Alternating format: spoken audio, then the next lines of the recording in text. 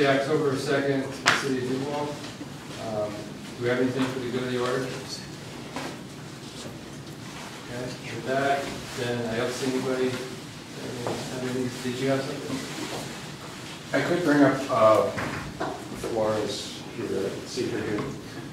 There was a request for someone from our city to attend a new committee that's being formed. I learned about this during the local integrating organization meeting this week. It has to do with money received from the Hearst decision. Oh, you're here. I am here, but go ahead. Folks here. With the Hearst decision, college is initiating a new grant program for the funds that will be allocated through the licensing of wells, basically.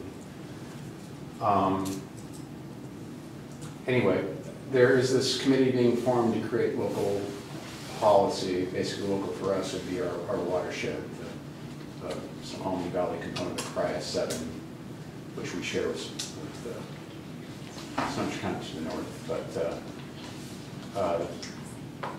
the committee would be formed to create some local policy based on our watershed needs and what we can do to work with the college to structure their grant program and then share the funding that comes out of that. They've requested a staff person from the city, but I think our staffing needs, we'll learn more about that during budget time, are probably pretty strapped. But they, I let them know we do have counsel, and I would bring the request forward if anyone would be interested. So the committee is being formed now. They've actually held the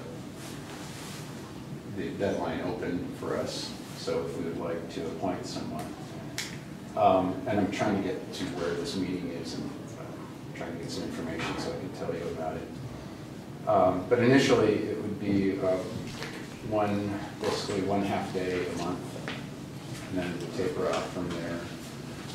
The policies are kind of tied pretty closely to like what watershed forum stuff that the watershed forum does, and our sand recovery policies and goals, because it's about stream flow and maintaining water, and how we can integrate that policy for getting the funding. My thought is that if there are, Mike's now alternate on the forum, and after next year, my desire is actually to step off the forum, but only if there's another Duval council member that might want to step into either alternate or primary role. But if there's anyone interested in potentially the forum and moving on to that, this committee might be a good basis of knowing the people there and the lay of the land and those types of issues. So. Do you have a date for the first meeting? Yeah, I did. So I think they're going to have a first meeting and then they're going to vote and establish the next meeting, so they know the first one. It will be structured, Mike.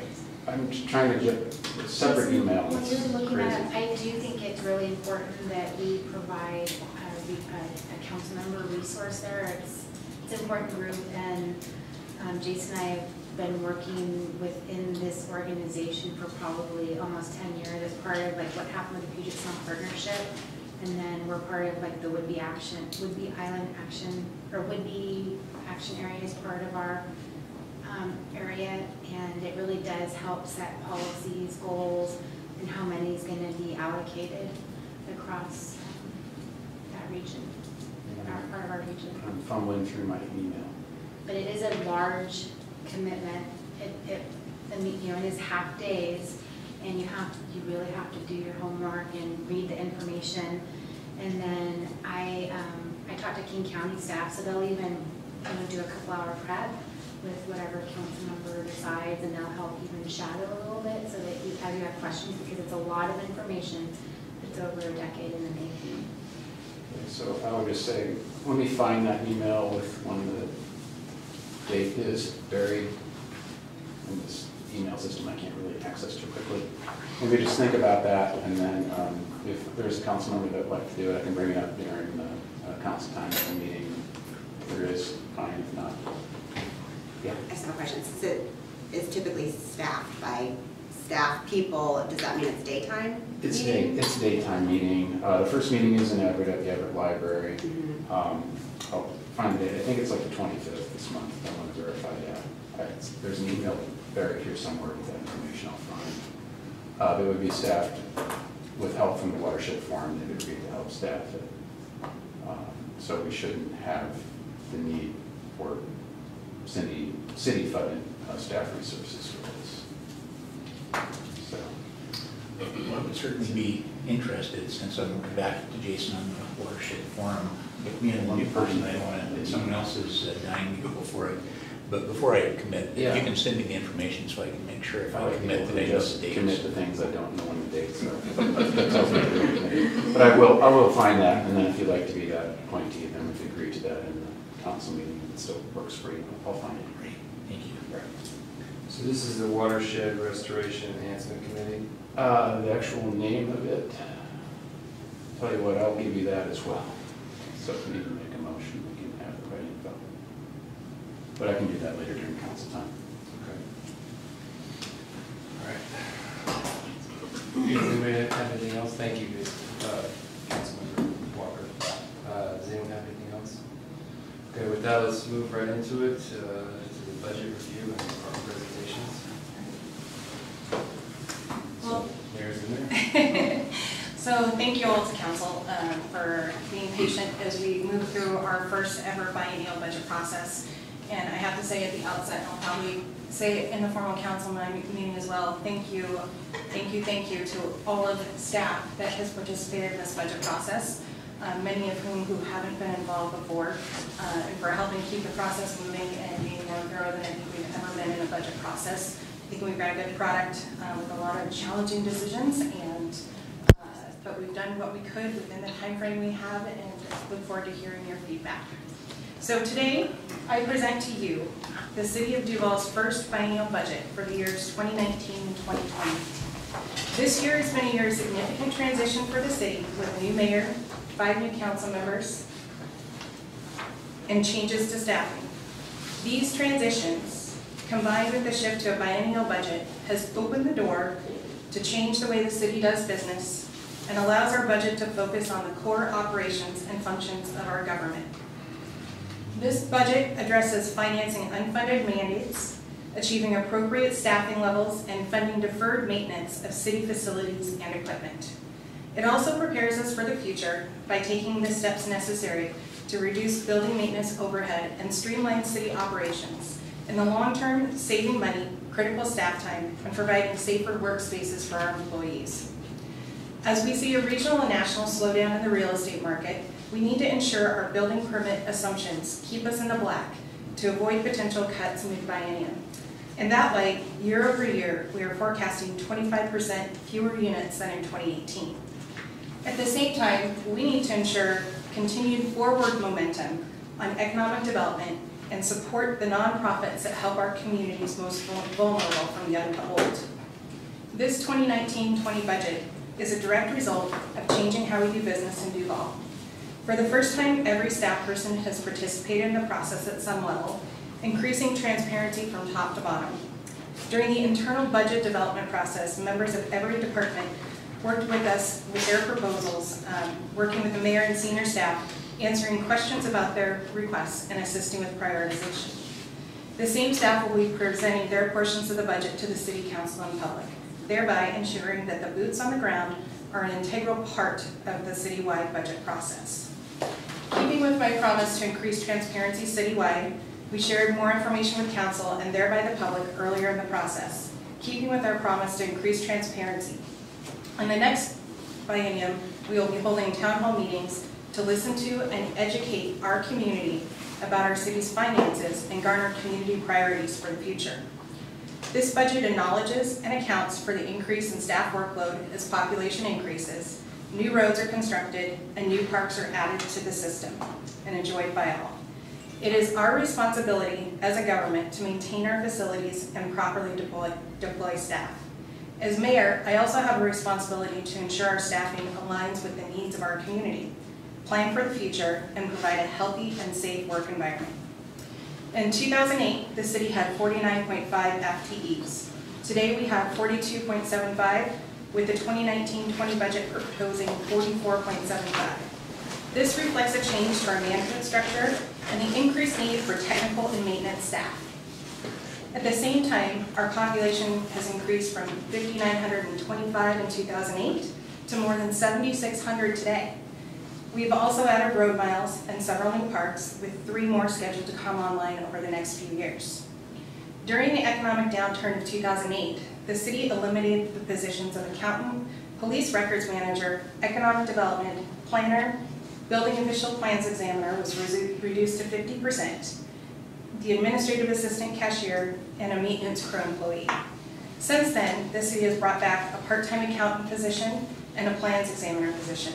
We have also added the position of city administrator, deputy city administrator within an existing department director role, and administrative assistant 3.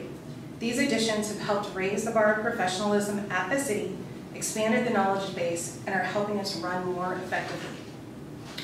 In 2019 and 20, I'm proposing a new 2-year position of building and utilities inspector to support our current building inspector and plans examiner, who we are moving to a plans examiner 2 per year until they become our new building official in 2020. I'm also proposing our first parks maintenance employee, as our community has consistently placed a high value on our parks, trails, and open space, and maintaining them at a high level of service is a priority.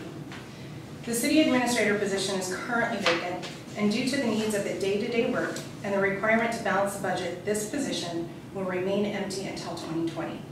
This was a very difficult decision to make, but necessary to ensure the success of the next administrator.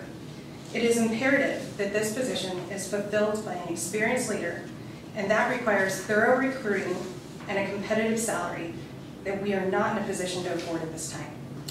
Senior leadership has agreed to take on the role as we move towards achieving our goals. The decision will be reevaluated on a quarterly basis, and if we are ready and able to fill the position sooner, we will ask the council and the community for their support. Hundreds of hours have gone into analyzing, forecasting revenues, identifying needs, and forming this document. As this process has moved forward, we have identified significant gaps in our building and equipment maintenance that must be addressed sooner rather than later. The city currently has vehicles that are 15 years old and more that have been pushed to not be replaced for another 2 to 3 years. That is neither cost effective, nor does it provide staff with reliability in the vehicles they drive to conduct city business. As an employer, we have a responsibility to provide our staff with safe, reliable vehicles and equipment. Through this more inclusive budget process, significant deferred maintenance has come to light, which we need to address now before conditions worsen and cost taxpayers more in the long run. For example, the police station located in Depot Park was rated as a 10-year temporary building and is now going on 14 years, and at risk of significant problems in the long term. It's time to begin looking at the next phase. We also have buildings that were last updated with something as simple as painting more than 15 years ago. Without proper maintenance, the useful life of our city facilities will shorten. This budget begins to rectify the situation by making investments in vehicles and equipment critical to getting city work done, as well as properly maintaining our existing infrastructure. It allocates funding to repair buildings, a new water heater for the police station, routine maintenance level painting of City Hall, the Public Works Building, and the police station.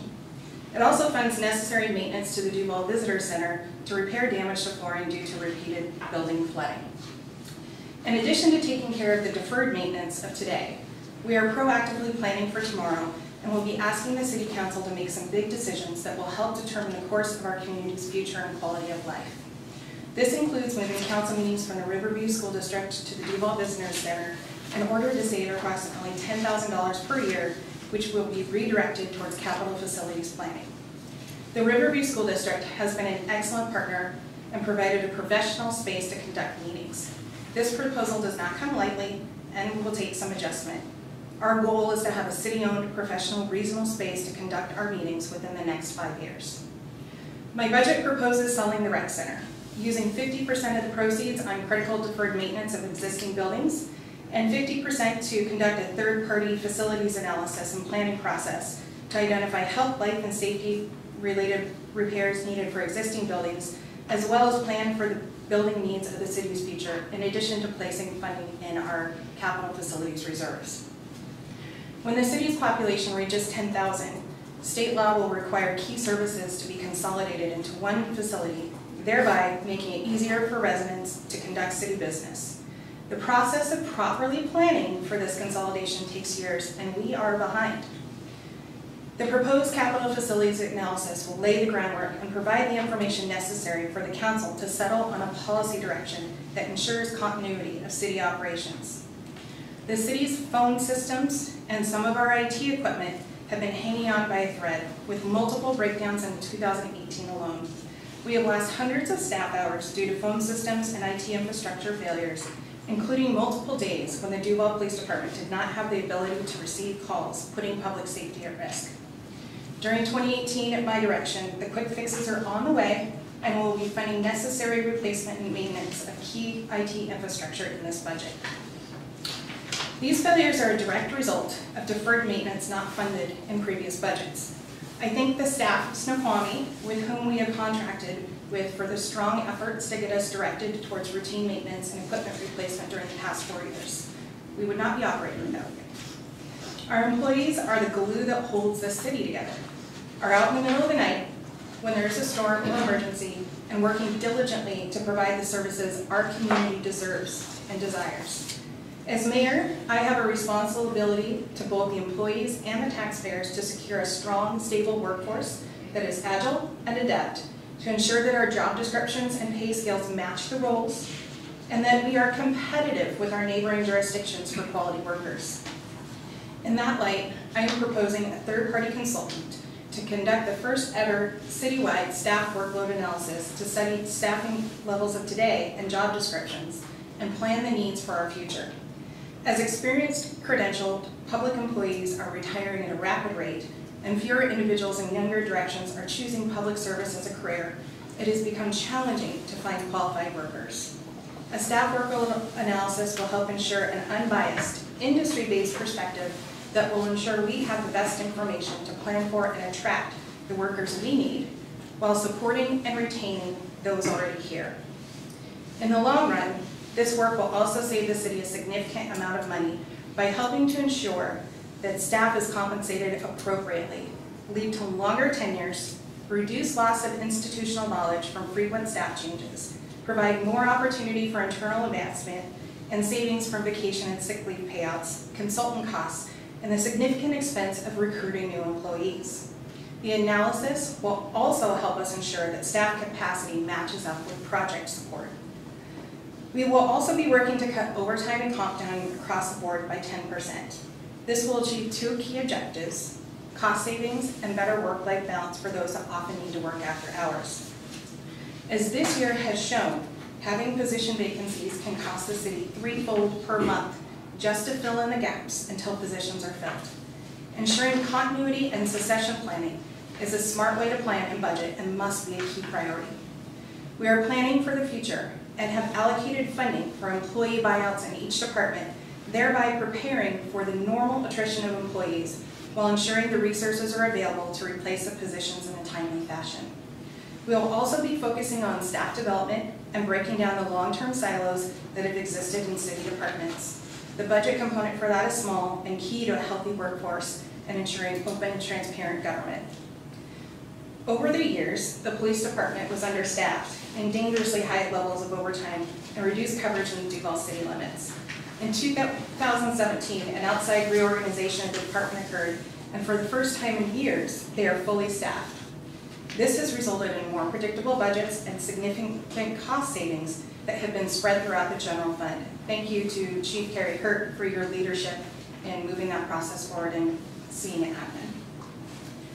Public safety is the #1 priority of our community, and as such, this budget accounts for modest wage increases subject to collective bargaining for our first responders in recognition of the risks they take each day to keep our city safe and the years of being in the top 3 safest city ratings. Additionally, this budget contains funding for travel and training in all departments. It is crucial that staff keep up their professional certifications and supervisors and managers have appropriate management and employment law training. This is both an investment in our employees and a way to ramp up our internal risk management. However, we should be doing more. This area is a priority of mine and to increase should additional funds become available in the future. As our city's population grows, we have now reached a threshold that requires an annual audit from the Washington State Auditor's Office. While the $40,000 per year cost has a real impact to the general fund, we welcome the additional review of our policies, procedures, and finances to ensure the city is complying with appropriate risk and financial management standards.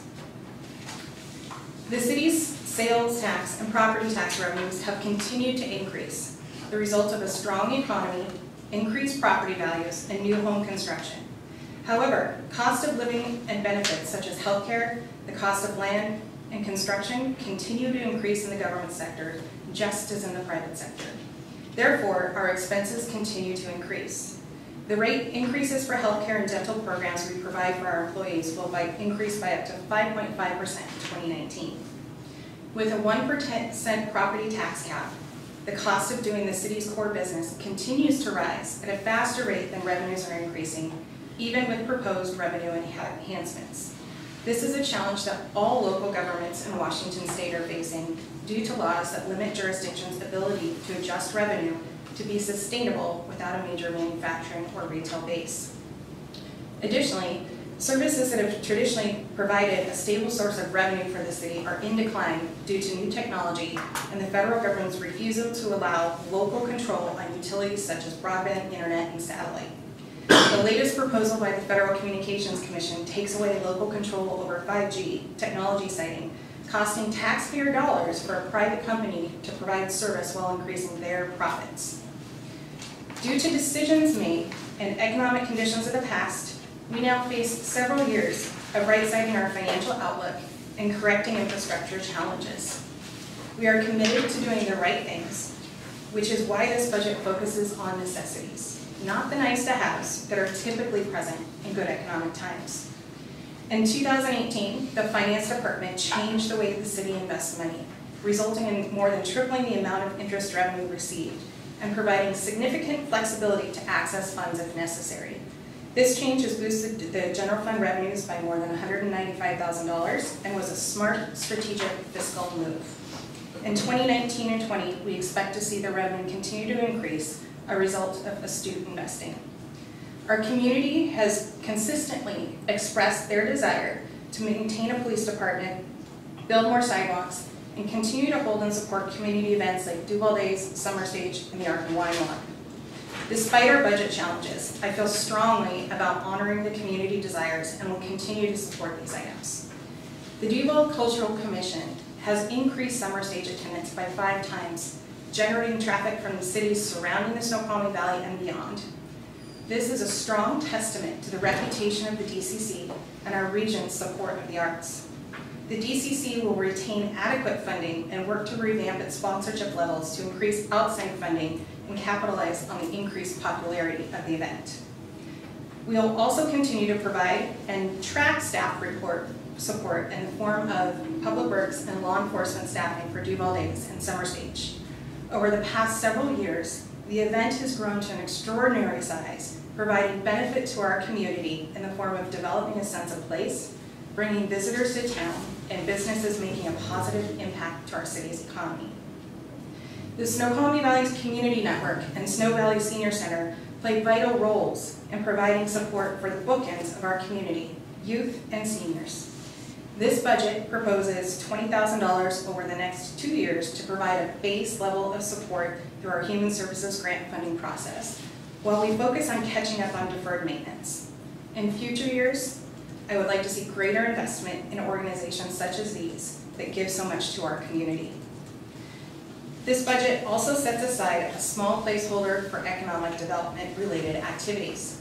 The city is currently undergoing an economic development plan update in the form of a market and brand analysis to be completed in October. We need to ensure funds are available to implement the results of this investment. In the 2019-20 budget, we propose funding also for the Toll Pipeline 2 project to maintain our water supply infrastructure. Our roads and sidewalks, or lack thereof, have long been one of the top 3 priorities of our residents. In 2015, the City Council created a transportation benefit district, but declined to raise the revenues necessary to support the maintenance of our roads and constructions of the sidewalks that our community desires. The street fund is not sustainable, having been subsidized by the general fund for years, making it nearly impossible to conduct the routine maintenance and overlays necessary to care for our roads. As more time passes, the cost of maintenance increases exponentially. Without action, the increased cost of maintenance will reach a point that the city would never be able to afford. It is our fiscal responsibility to maintain our infrastructure well today to save taxpayer money in the future. Without funding, continued deferred maintenance will require costly replacements.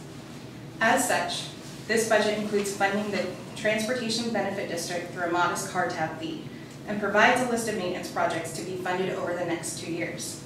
If council approves, the fee will be in effect on January 1st, 2019, and the city will begin to accrue the revenue necessary to maintain our road network. We have also funded through grants and local dollars, maintenance and overlay for Batten Road. This has been a project long in need of funding, and completing the project during the biennium will eliminate the need to fully reconstruct the roadway. In addition, we will be bringing forth policy that allows neighborhoods without sidewalks to come together on a yearly basis and take advantage of volume discounts to have them installed, as well as a policy that will develop a grant program to assist new businesses that have a direct connection to existing sidewalks to be eligible for grant funding that will offset the cost of required sidewalk improvements. It will take time and the will of council to raise the necessary funds to implement these important programs. New this budget cycle is the start of a list of deferred maintenance and capital projects requested but not yet funded. These projects will be prioritized and, if council approves, funded if actual revenue exceeds current forecasts. Each project will be listed in the budget ordinance and will be brought back to council when appropriate. As you can already tell, this budget is one of austerity and responsibility. It is based on the reality of our current staffing levels, revenue forecasts, and planning for the future. The budget is balanced and maintains reserves in accordance with council policy. It acknowledges increases in city contributions to the PERS and left retirement systems and ever-present healthcare premium increases. There are some priorities that we simply are not able to move forward for in 2018 due to staffing shortages and increased workloads. This includes an update to the Parks, Trails, and Open Space Plan and the Affordable Housing Task Force. These are high priorities for my administration, but if we don't take care of the internal maintenance and operations, we will never be able to implement the plans we ask our community to help develop. The items will remain on my list of priorities and will move forward as staffing and funding allows. New this year will be budget notes on the deferred maintenance, equipment replacement, and projects that were not able to be funded in the 20 to 19-20 budget, but important to city operations. The purpose is to begin the process of acknowledging these projects on the record and prioritizing funding should revenues exceed current forecasts. This makes it easier for the public and council to understand the decisions that have been made in bringing forth this balanced budget while acknowledging their importance and planning for future funding. While not directly tied to the budget, we are working diligently and swiftly to update and institute workplace policies that provide clarity to staff and will reduce legal and financial risk to the city long term. As such, we have updated our anti-harassment policy, added anti-bullying and workplace violence policies, and are instituting an updated time-bound employee review process. In October, we also hope to have a new personnel manual in place that will contain a code of ethics for all employees. These policies protect the city and our employees. With clear policies, we can build a supportive, safe work environment that shows and acknowledges the value our staff bring to the community. This budget, being Duval's first biennial budget, my first budget as part of a new administration, is balanced and focuses on the core responsibilities of government. It has also been the most open, transparent internal budget process the city has ever conducted. To be clear, the budget is balanced, but it is not sustainable due to several factors, including the need to fund deferred maintenance, yearly escalations in wage and benefit costs, the cost to maintain the new infrastructure that is coming online at a rapid pace, a lack of retail sales tax base, and limitations on local revenue options. We will always be struggling to get to and maintain a sustainable budget. Starting this year, we will be working on developing a true asset management program and the associated policies and practices to make it successful. We need to know the condition of every piece of city equipment and infrastructure and build their maintenance and replacement into policies that help develop the budget. As I have learned over the past 9 months overseeing day-to-day operations, it is going to take several years to catch up on deferred maintenance and other big ticket items. Proper planning is going to take time, commitment, and dedicated funding to get us to where we need to be as a city. I don't believe in sugarcoating our city situation. We have an incredible team of employees that frequently go above and beyond to be efficient with your tax dollars and maintain the levels of service our community has come to expect. We, as a city, have reached a point where we can no longer do more with less, and we will work diligently to put policies in place that will inch us forward to long-term sustainable solutions.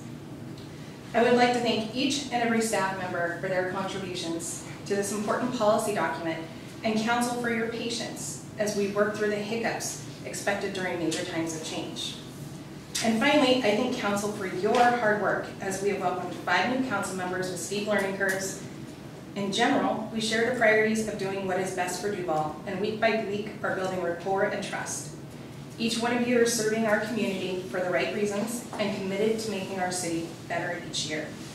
To be clear, the development of this budget was extraordinarily challenging for everyone in the city, and I can tell you firsthand that each employee did everything they could to put forth budget proposals that focused on necessities.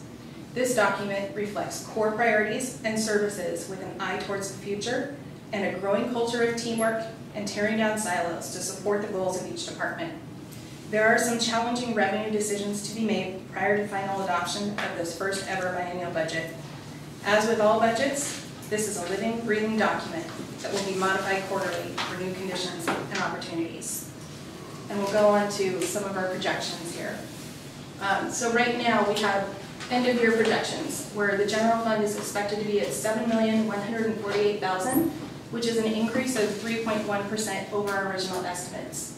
The drivers for the growth actually surprisingly include sales tax from manufacturing, public services, and wholesale sales. For end of year projections across all our funds, the 2017 and 2018 combined total expenditures were $72,770,000, with a 2019-20 mayor's proposed budget of $48,690,000, a decrease of 33.1% over the previous biennium. The decrease accounts for reduced projects for capital funding, a reduction in bond redemption and reserve, internal service funds, and debt payment. We have a sewer payment, debt payment that is going off the books, and we don't have the Main Street project or the Big Rock ball fields. So that makes a significant portion of that decrease. Interestingly, our special revenue funds are budgeted to increase by 31%. For revenue enhancements, we are assuming the 1% property tax of $17,997 across the entire city. So approximately $50 per household. We are also proposing a 1% increase to utility tax, which would raise $107,000 over the biennium. The purpose of this is that the turf replacement has not been budgeted for the Big Rock ball fields. And we are now $100,000 behind. We're supposed to be putting $100,000 per year behind. This starts to get us on the path, and waiting another year will get us even farther behind, so we're hoping to not go that direction. On the Transportation Benefit District, we are proposing a $20 car tab fee, which would be councilmatic, and council, of course, will have the option to raise that, do different options, but we needed to get a base number in to start the process. If the council moves forward with the $20 car tab fee this year, we would receive $66,000 in 2019 and approximately $132,000 in year 2. The purpose of the proposed revenue enhancements is that we are committed to right-sizing our city operations and finances. We want to fund street maintenance and operations, funding of deferred maintenance for city-owned buildings, investment in succession planning and staff development, planning for the future and preparing for population growth, rising wage and benefit costs, capital facilities planning and economic development. Some of our challenges are obvious. The cost of deferred maintenance. Some examples are painting buildings can easily cost $15,000 to $25,000 just to paint a building. Repair of the rose room floor in the visitor center due to yearly flooding. Nearing the end of the life cycle for the police department building, they started to have the routine maintenance issues of a temporary building, and this year will need replacement of their floor in their break room. Just repaired the HVAC system, and will need a new water heater this year. And the other challenge we have is that our city services are not consolidated. So we are providing services out of multiple buildings, paying multiple maintenance costs, and having staff separated, which costs time and taxpayer dollars every time somebody has to drive from one building to another just to have a meeting. We also have the challenge of increased benefit costs. It's not going away, but we have a responsibility to support our employees and make sure that they are healthy, and make sure that we are supporting their retirement system as well. Especially as we have government employees retire, it's going to be harder and harder to get folks to choose us over corporations that provide a lot more benefit. And then finally, as I mentioned before, limited revenue options. The state has definitely provided lots of revenue options. However, for a small community like ours, we are not able to, if we wanted to, we couldn't raise enough revenue to support the city long term. And we have to be creative and start making the hard decisions now to get us to the point of sustainability for the future. Other assumptions for 2019 and 2020 are increase in our PERS rates from 12.7 to 12.83%. We are lucky, there is no increase in left this year. A couple of weeks ago, we expected healthcare increases to be 8%. However, it now looks like that's going to be 5.5% in 2019 and 5% in 2020. The CPI for our utilities is 3%, which is typically what we raise utility rates by. However, we are only proposing a 2% rate increase. Residential building permits are reduced to a proposed an estimated 55 per year over the 75 that was estimated for this year. And again, as we talked, funding of the TBD through a modest tab fee and the 1% property tax increase. Other assumptions are that in the budget, we have budgeted for the new FTEs for parks and building, department vehicle purchases, a new dump truck with plow attachment for public works. And as I've learned in the last 2 weeks, our vehicles that we have right now can only plow 1 inch to 2 inches of snow. And if we have a major snow event, that's going to create a real challenge for public safety. This has been one of those items that's been on the list for several years, and it's time that we fund it. The proposal would be to fund it through a financing source for 20 years, as it would be between 10 and 20 years, as it is a 20-year purchase that is necessary for the city. Again, we're assuming that we are funding deferred maintenance on our city facilities, the continued vacancy of the city administrator position, the sale of the rec center to deferred building maintenance and funding of a comprehensive capital facilities plan, and the 10% reduction in overtime across the board. Moving towards sustainability, we're definitely changing the way we do business, doing our best to support community priorities, maintaining our levels of service as best we can, funding the deferred maintenance, obviously that's a theme, investing in our succession planning, and no longer putting off the tough decisions that need to be made. So this is the budget schedule. I think you already have it. This is kind of where we're at. And with that, that's the end of my presentation. Questions? I just wanted you to go back one slide because I wanted to mention the fact Okay. that there's a change in the calendar. Okay. If you'll notice, the next council meeting, we decided to start the cow at 4 o'clock, like we've been doing for the other cows. It was originally scheduled for a regular start. So I just wanted to kind of highlight that. The night? On the 16th, the next Okay. next regular cow and council meeting, we're starting the cow at 4 instead of 5:30. The calendar that is currently on the OneDrive still says 5:30, so I just want to point that out. So this is maybe a good point for my question.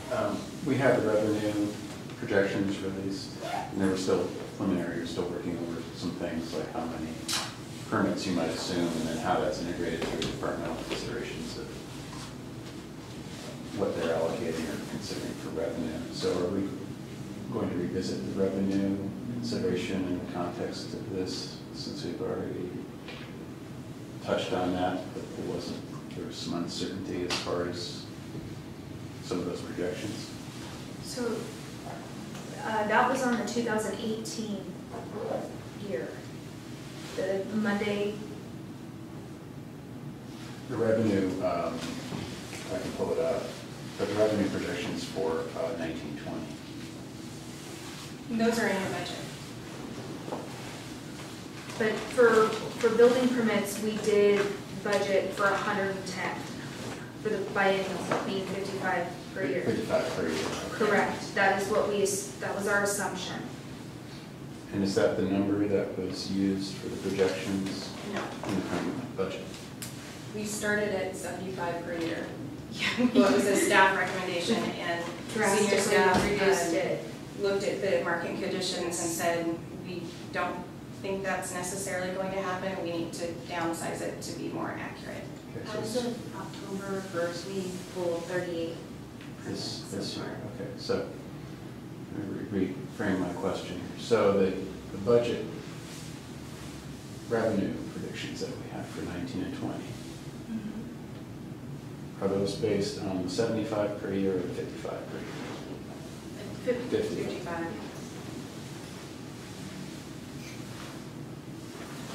I'm just curious what your assumptions are for the cost for permits and different fees that are somewhat reimbursable. Are those going up? I mean, staff costs have gone up, you know, all the associated costs related to staff have gone up. Is in here, has it been adjusted, the permit income? It's an average that's created. Lauren, you So- might be able to. So there's a couple of ways it works. So planning and engineering are direct billed based on our fully weighted wages and salaries. Building permits and plan review are based on valuations of structures. So as the cost to do those reviews goes up, whether or not the cost of the building goes up, Every do those ever year, get adjusted? they do get adjusted, but it's not our adjustment, it's a regionalized adjustment. I see. But for, at least for the permitting side, the land use entitlements, that's fully loaded with our wages, whatever they're gonna be in 19. When does are those assumptions included in here that it would, I would ask. that we would? Yes, the assumptions are that we're at 55 a year, 110 total for the land. I think she's That's asking the about question. our 19 and 20 wage. Is that assumed? So what happens in my recollection of budgeting is once the budget gets completed, they create this sheet that shows what our wages are gonna be the following year once everything's finalized. Because I think we just received what our insurance is gonna increase, and now we have a new increase that will start in July, which is retirement.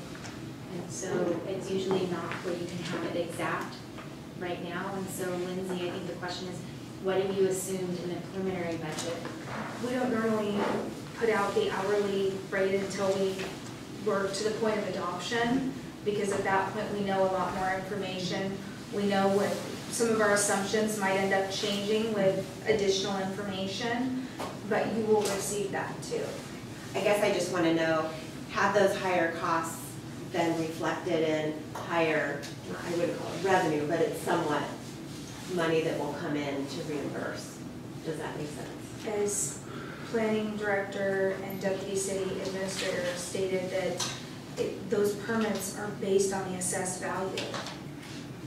There are other, They're based on the assessed value of the building. there are other fees that we have a list of the per hour charge to be So there- reimbursed. That's what I'm talking yeah, about. so- Yeah. Land use Mhm. is fully weighted wages, and so Mhm. like we do developer billing every month, and it goes whatever our fully weighted wage is for that year. Then every year it gets readjusted. And then like inspection fees, which is building department, those get increased the same way every year. But when you pull a building permit or submit for plans review, then it is based on not our calculations, it's based on a state valuation of the building. Did we answer it? Sorry. I might not be asking it in the right way, but we can talk about it more later. Councilmember Brickman. So when we were looking at the 1% increase in utility taxes and property tax, the number of $50 per household, was that the combination of those two? If I was estimating like 2,500, you'd have to go back to the number, and I might have been a little bit off. Just trying to calculate on the fly. So on the last couple of slides. It was, yeah, it's like the last couple. What was the tax, what was the? So if somebody has a calculator real quick, you can do that. We have how many households now? 2,700? And divide that number by 2,700, and that would be your number. On the, so it's going to be more per household with the 1%. Right, every household will be paying 1% more, but per household, it looks to be less than $50 a year. 40. 40 is the correct number. Good job. Councilmember Remington. And just to follow up on Councilmember Naplin's question on the fully loaded, does that include our requirement for PERS and LEF as well? It's full, yeah. All folded in? All of it. Good. So maybe just quickly, Lindsay, say what that includes. So you have your health benefits, you have your L&I rate, you have your PERS or your LEF, depending on which employee it is. You've got all of your federal taxes that you have to account for and whatnot. And that's all considered under the line item or umbrella under benefits. Excellent. One other question on the 55 new structures per year. Does that include, I assume it includes projects that are currently in the works? Correct. It includes, so of course, so every year, the Public Works and Building Department would call and email all of its developers to ask for an estimate going into the next year, how many permits they would likely issue. And they were, I can tell you, because I've been on the other end of that phone call or email, they're really optimistic. And so we don't typically pull what they say at the end of the year.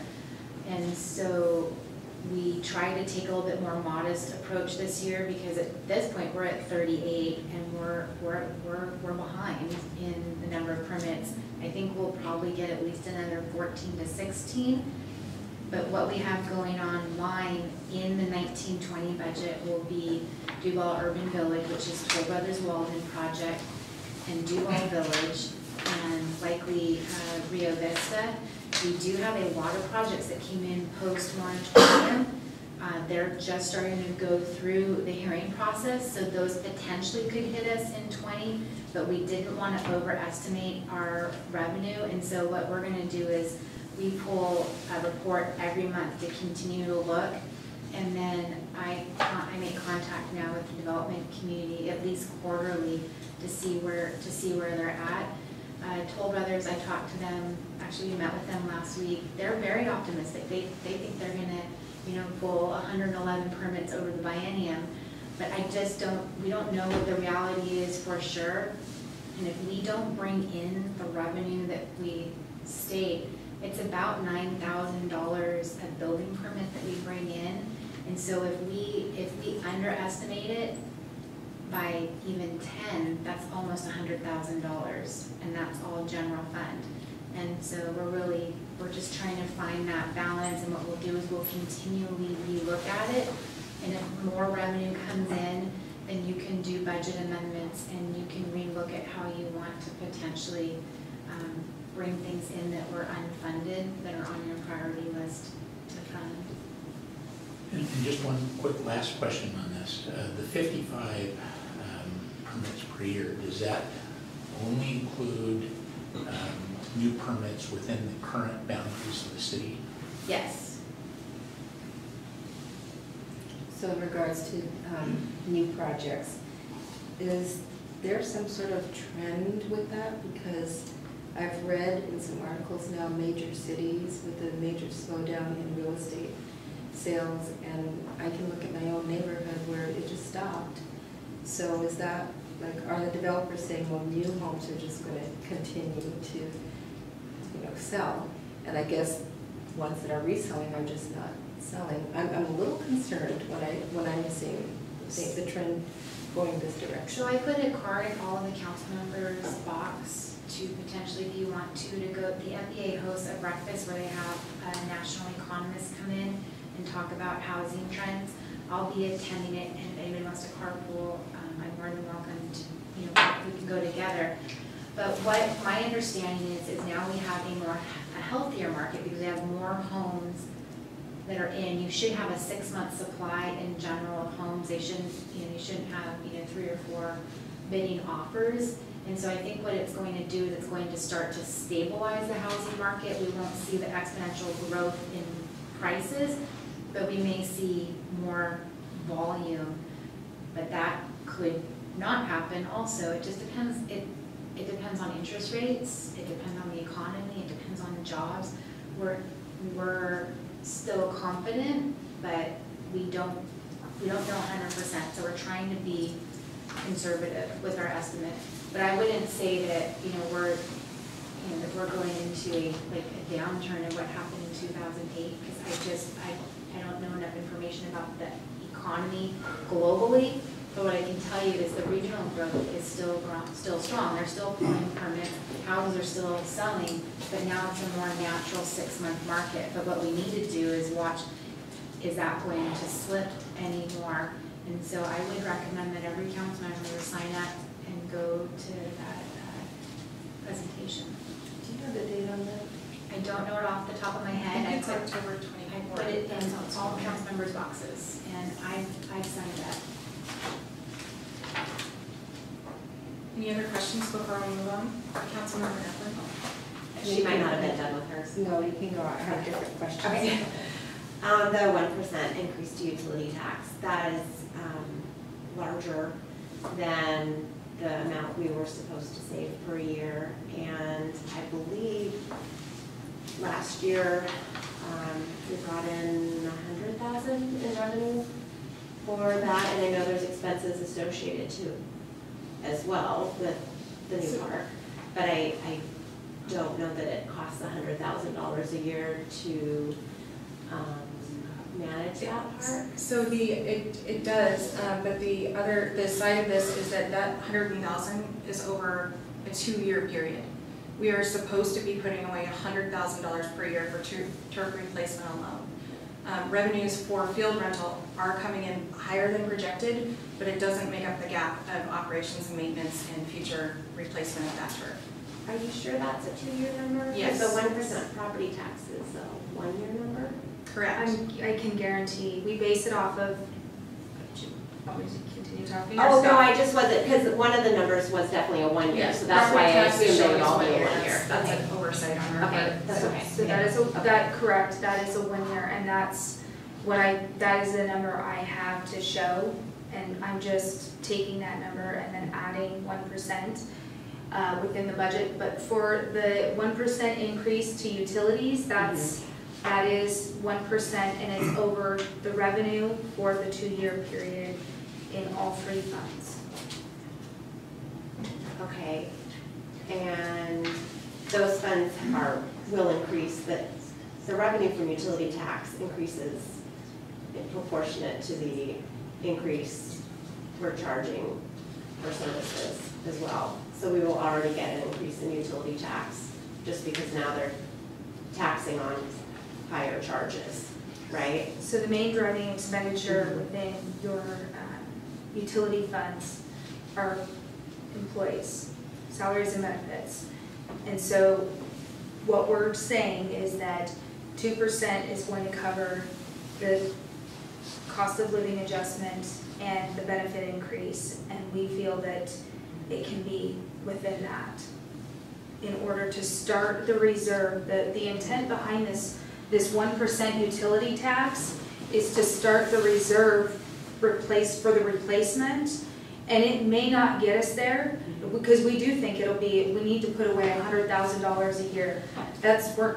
We're not, that's with that number. However, it's a start, and if we can get to, say, in the next couple bienniums, $500,000 instead, or whatever that number ends up totaling, then we're looking for a much smaller number in order to replace that turf field, which we know down the road is going to happen. So we're presenting to you what we've found through this process and the gaps of which we are aware in order to try to bring forward solutions. And it's council's decision, if you so choose to not agree or like our decision, you're welcome to propose a different one. It's just our solution to a start to create a reserve in order to replace the turf that we know in 10 years will need to be replaced. Have we looked at the expansion of usage for that field? Because if I look back at the original numbers, it looked like they predicted even higher usage of the field. And so I know we're in our first year. We also were, go ahead. I was just gonna help step in because I worked with Public Works / Parks on that fund. And so it costs over $100,000 a year to do operation and maintenance on that field, and that's, people and turf and water and sewer and all of those things. And so we didn't quite bring in the revenue this year that I think would offset the operation and maintenance. But based on our predictions in the next biennium, will at least be what I call full cost recovery for the operation and maintenance. But where we're short is in putting money into a bank account for that reserve. And I was also here when those discussions happened. I'm not quite sure how the city would have expected $225,000 or $50,000 a year of revenue on that field for both operation and maintenance, and then a set aside for that turf. And I've gone back and I've looked at some of the documents, but there's just not enough for me to garner what that expectation was.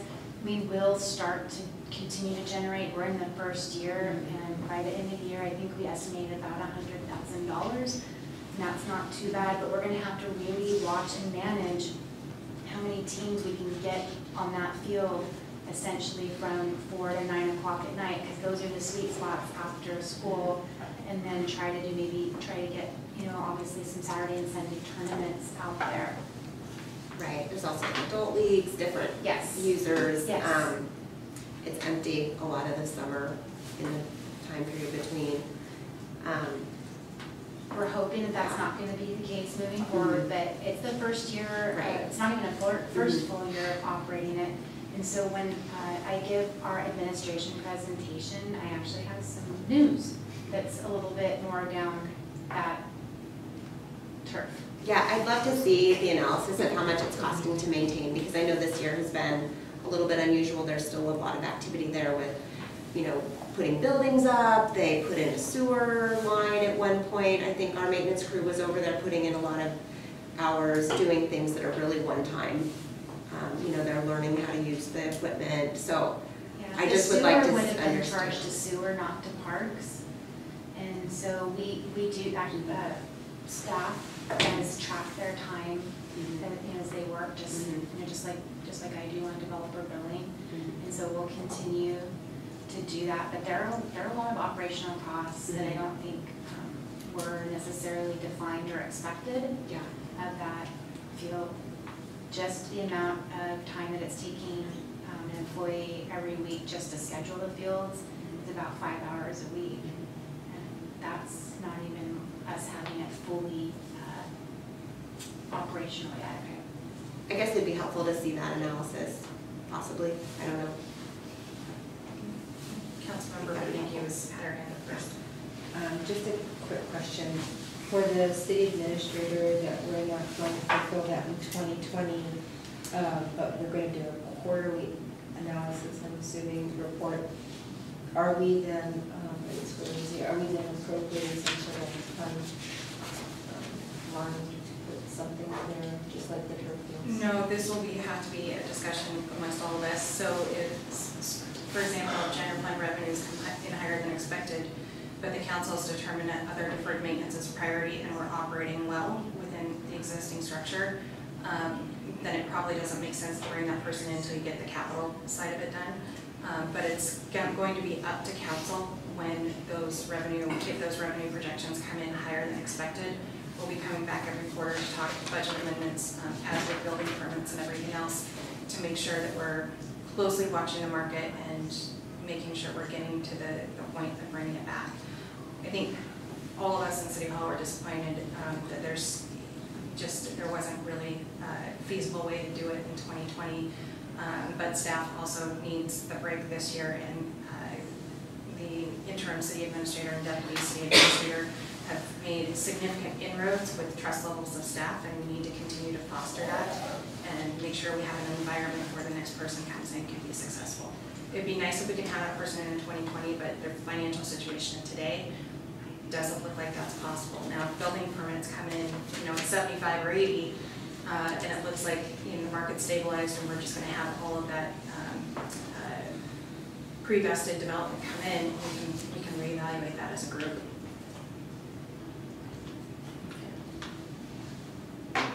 So I have just two brief things, I hope. First thing, hopefully it's brief. When the gap in the finances, I'll leave it at that, call it that, for the maintenance and replacement of the field was brought forward, it was discussed that the original legislation that we used to construct the bond measure prioritized the ball field first, school resource officer, and then IT. Okay. What I understood when the financials were brought forward is that the gap is actually in the SRO. So would it be more appropriate to find a different funding allocation for the SRO than the ball field?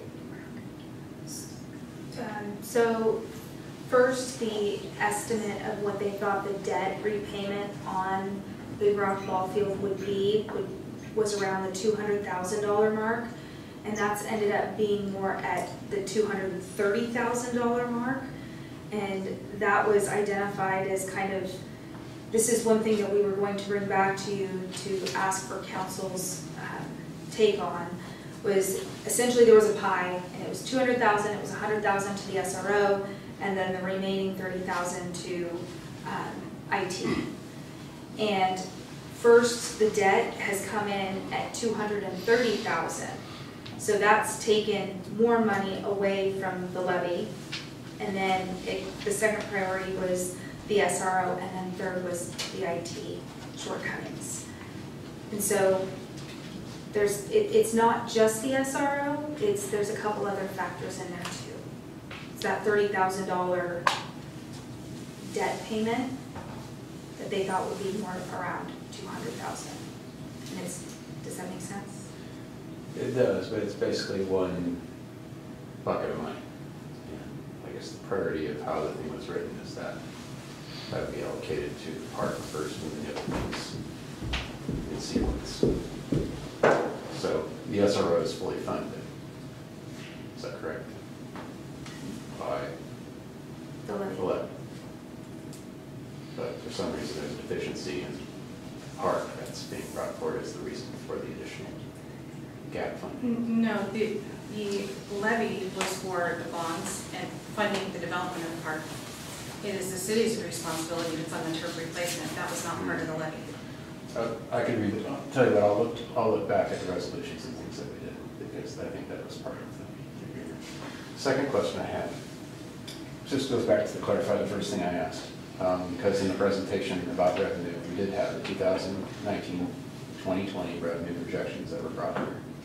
Okay, so we talked about the future projections. What I understood then is that the GFC charges for utilities, there's some uncertainty there. So just to clarify the question, does the budget as it's brought forward include the 55 lots per year as also part of the GFC charges for all the other development revenue, or is that? I was not, sorry, I apologize, I was having a side conversation, can you, yes. Does the revenue projections, do the revenue projections that we have here for 55 lots per year represent the GFC Of all the utilities? from the utilities? So sewer, water, yeah, those projections are included in our spreadsheet. At 55, At what? at 55 units? Yes, Okay, sorry, yes. okay, Right, yes. that's it. But what I will say, because you should, this is another question that, you know, I'm sure down the road you would be asking, is it's not necessarily at the 19 or 20 rate, because you have a project that's coming online that's vested to 2015 rates. Okay. And so it's a little bit more of a complicated explanation, but I want you to know that. So like if you took 55 and then looked at the rate, you wouldn't get that number. So we had to But the do. development projections that you assume for 1920 Yes. are reflected in the GFC? Yeah, we wanted to make sure that we Right. matched the 55 to the 55. Yes. I think I just want to point out that this is the first year that we have broken it out into that level of detail to be as accurate as possible, so that we're not stating a permit amount, but not tying it to the appropriate charge that or fee that the city will receive. Is that exactly what Laura was saying? Right, but that's the same thing, because there's some confusion, again, when this was brought forward, the revenue projections about how interdepartmentally they were using similar predictions. So that's been reconciled as I And understand. oh yes, we have spent quite a bit of time trying to make sure that, as we're internally calling it, the crosswalk makes sense. And that has taken a lot of time, and I am so grateful for every person that stayed patient with us until we completely felt like we had a handle on it and we're bringing forth the most accurate number possible. That was a really difficult exercise last week. That was kind of the last part of our budget, because you always do the general fund first, because that's the one that's usually the most painful. But I have to say that the utility budgets were really difficult this year to look at, because we have projects that are vested and not vested. It was complex.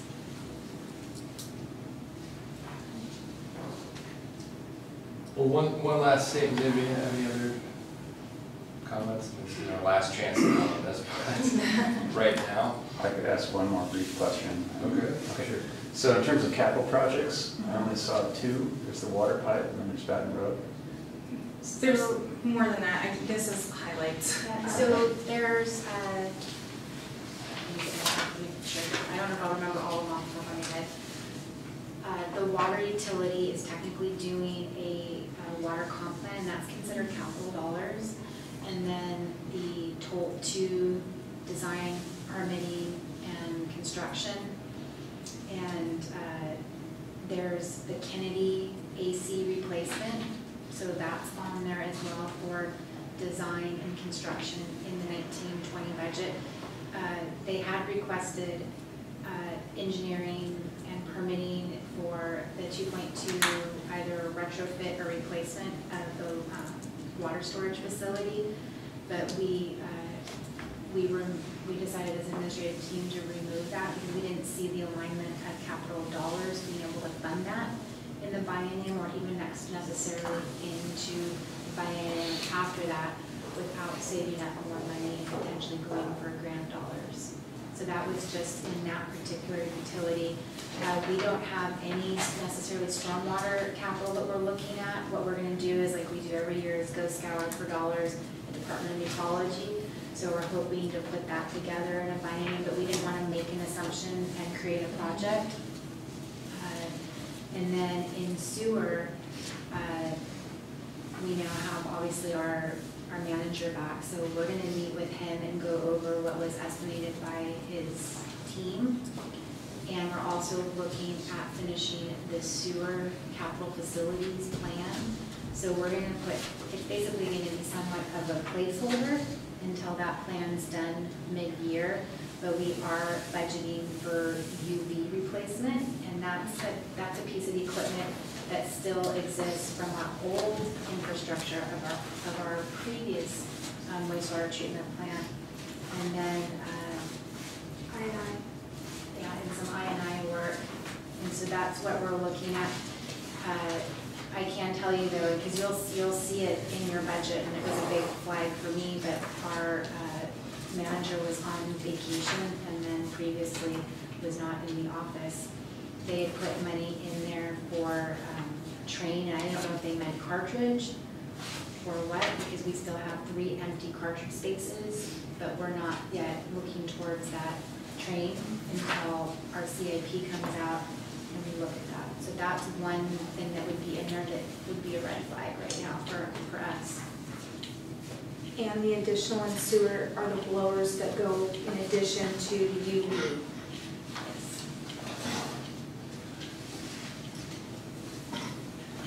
I guess one thing I didn't get a chance to say after your reading the introductory letter, council definitely appreciates all the hard work that's gone into this, and we are, as a representative of the community, appreciate all the hard work and effort that's gone into crafting this preliminary budget, and we just ask that you're patient with us and understand that our job is to essentially ask, painful questions and sometimes put you on the spot. And it's not done out of malice, but done out of our, as I mentioned in the last meeting, our civic duty. And that's what citizens would expect. So please take it with a grain of salt and bear with us, because we're all on the same team, and we'll get through this no matter what happens. So we're hoping we already asked those questions. okay, well, but there's always new questions that come about, and that can end up making changes to make it better. So we welcome them and appreciate any feedback you have. And our goal is to definitely fund that deferred maintenance and make sure that we're starting to right side the city. So thank you. all right. So with that, Ms. Vaughn.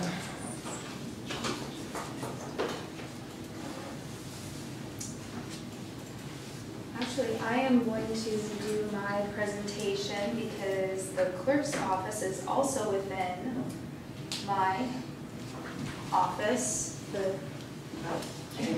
Sorry. I'm asking that Jody does this with me because, so that she can speak on behalf of the clerk. Do you want to turn me to I can do that. You can. So first things first, how we're structured. We've got the finance department. We've got myself as the director. I have an accounting associate. I have a part-time accountant. Then I have a utility billing clerk that I also oversee. And within the clerk's office, she has an administrative assistant she oversees. So what we're proposing for staffing levels within the biennial budget is exactly the same. Last year, we increased the accountants, part-time accountants' hours, and we're asking to maintain them. And also a percentage of the program, we are also allocated to the utility funds too. Oh, can I? No? Can I? I don't know. Okay.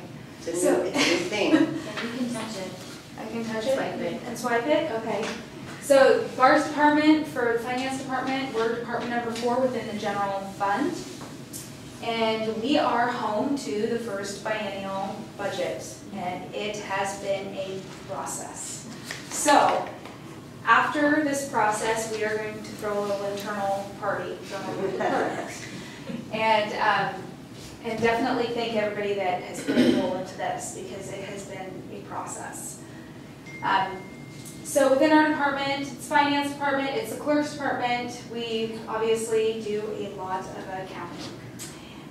We handle all of the budget administration, which is all of the, we always say that it's a living document, and that truly is the case. All the budget amendments that we bring forward, and as we have been very transparent with you and said that we've kept our 1920 forecast numbers, revenue numbers on the lower side, and we'll monitor them, and we will bring them forward if we feel they are allowed to be increased. There's also utility billing oversight. We have the reception and the cashiering, which is under the clerk, and capital assets, audits, and facilities management and policies. This is a new, That doesn't work. I don't think it's It's a not a touch it's a whole new screen. board, so I don't think Oh, PJ was sorry. just waiting. It's just a few. Now we have So, budget administration, we do all the financial reporting, monthly, quarterly, and annually. We are in charge of accounts payable, accounts receivable, payroll, and the capital assets. We audit and do internal controls within our other departments. We also handle all of the debt management. So when we go out, we're the department that secures the bonds, handles all of the debt payment. We also have what I would call like a modified human resource, which basically means we handle the employee benefits.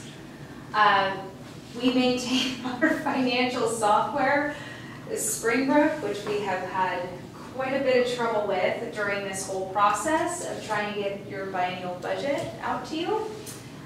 We handle the financial policies, procedures, ordinance, and resolutions, the investment, banking, and all of the cash management. So under the utility department, our number one goal is courteous, timely, and helpful customer service. The administration of the utility under the Duval Municipal Code or the Revised Code of Washington, the RCWs. We also provide the monthly, the water, sewer, and storm, the utility bills that go out.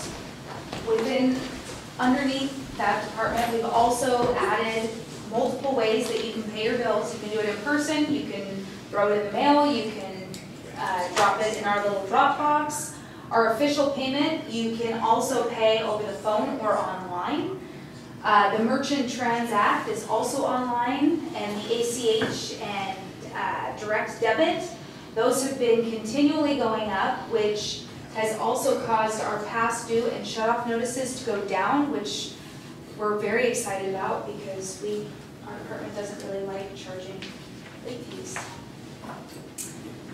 So the clerk's department. The clerk's department, we manage the municipal code supplement services. So every time we adopt an ordinance that changes a section of code, I get that codified. The council meeting management, getting your packets out, doing the minutes, logistics, all that good stuff. I'm the official public records officer for the city. I handle the records requests, and I'm the records custodian, meaning that I do a lot of filing and archiving and destroying of records when it's time. I am one of the managers of the website. I support the mayor and you and the interim city administrators, and I also act as liaison for the library board, which they don't need a lot of liaising, so it's just helping them get their stuff on the website and such. I also handle contract management, and I'm also the claims manager for the city.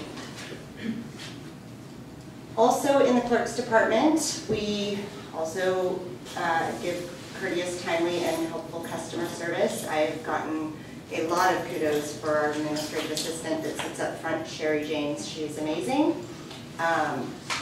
She handles the front office coverage. I'm one of her backups. She also does all of the cash receiving. We also handle business and solicitor licensing, pet licensing on behalf of King County, and special event permits. Sherry produces the monthly newsletter and handles the facility rental management of the DBC, Rose Room, and Depot. She also manages the recycling program. So within our snapshot of our budget, we have salaries and wages and benefits. Under supplies, it's computer hardware and software. We also have office supplies that would be specific to our departments. If we want something specific that isn't like a general, that's where it would come out of. And essentially small tools and equipment are also under that line item. And under services, the big change in this biennial is now we have been told, per the auditor, of which we are currently in the process of right now, that we are starting in 2019 going to be moved to an annual budget. So we are no longer on a 2-year cycle, we are on a 1-year cycle, which has a cost associated to it, about $40,000 annually. So that's where you're going to see it, the $80,000. Under the services line item, we also, Bank of America, their fees have gone through the roof. And the bank RFP, we've been talking about that for a while, but that is definitely one item that I will just essentially say, finance, we haven't gotten to. We've had some other bigger, higher priorities, and we just haven't quite gotten there yet. But we plan to do a bank RFP probably within the 2019 fiscal year. We also have training, travel, and membership dues. Pretty much every conference, everything that Jody and I attend has a membership due tied to it. And so there's a cost that has to be paid for that.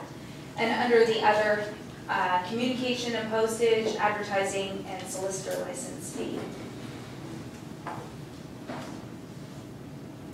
So, cutting room floor not requested from your finance department. We have had multiple struggles with our financial software through this whole process, up to Friday before you received your final budget. So that's not how we would like to operate, and we do feel that all of the other deferred maintenance definitely takes a much higher priority to what we would ask for. And so we did not ask for it, but we do want it on your radar potentially for the next biennium. And it's not requested due to the buildings, the vehicles, the equipment, and the other capital projects that are all on the list. One other item that I want to touch on is the human and HR staffing, or a contract or a consultant that we pay a set amount of hours to. That is definitely, we are growing as a city, and there's a definite need. So that's something that we weren't able to quite fit into this budget, but we would like it on council's radar. Do you want to? Oh, yeah. One other thing that I did not request out of this biennium, but will likely ask in the next biennium, it's called an electronic content management system. All the cool cities are doing it. No.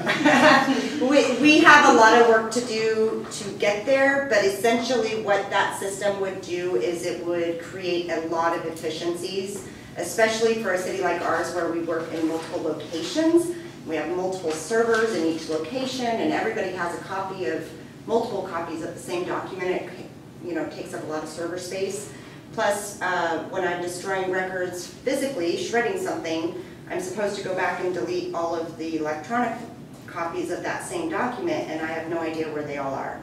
So something like an electronic content management system takes all of our electronic records and puts them in a nice, pretty little package. There's a lot of work that we have to do ahead of that, so that is one of the reasons why I did not request it for this biennium, but we'll be looking at it hopefully in the 21-22 biennium. 2018 accomplishments. Annual financial and accountability audit, that is still in progress. I politely told our auditor he had to go away until I could get the preliminary or the proposed budget out. And so we will be circling back this week to try to completely tie that out in the next couple weeks.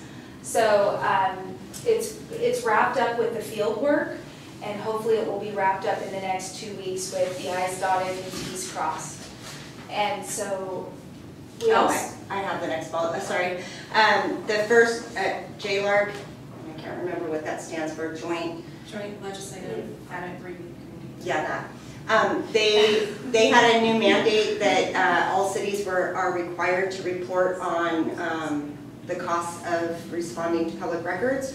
So although we did not hit the $100,000 threshold that where you're required to report, I opted to report to give myself kind of a test run, because I think that in 2018 we probably will hit that threshold. So I was very excited that I got that done in time. so we've developed an internal, you hear it almost every time we do a budget amendment, amend before you spend, process. And what that has meant for finance and the city is we've created an internal form so that all of your budget amendments are signed off, requested, they're very easily tracked. That's why it's on the, essentially the piece of paper that you guys get, you have the footnotes with details to help. It just helps everybody.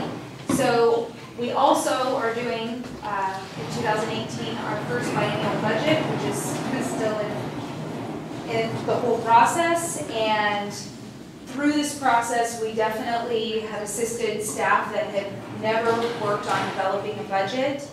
And through that whole process, it has definitely become a much more open and transparent process than last year's.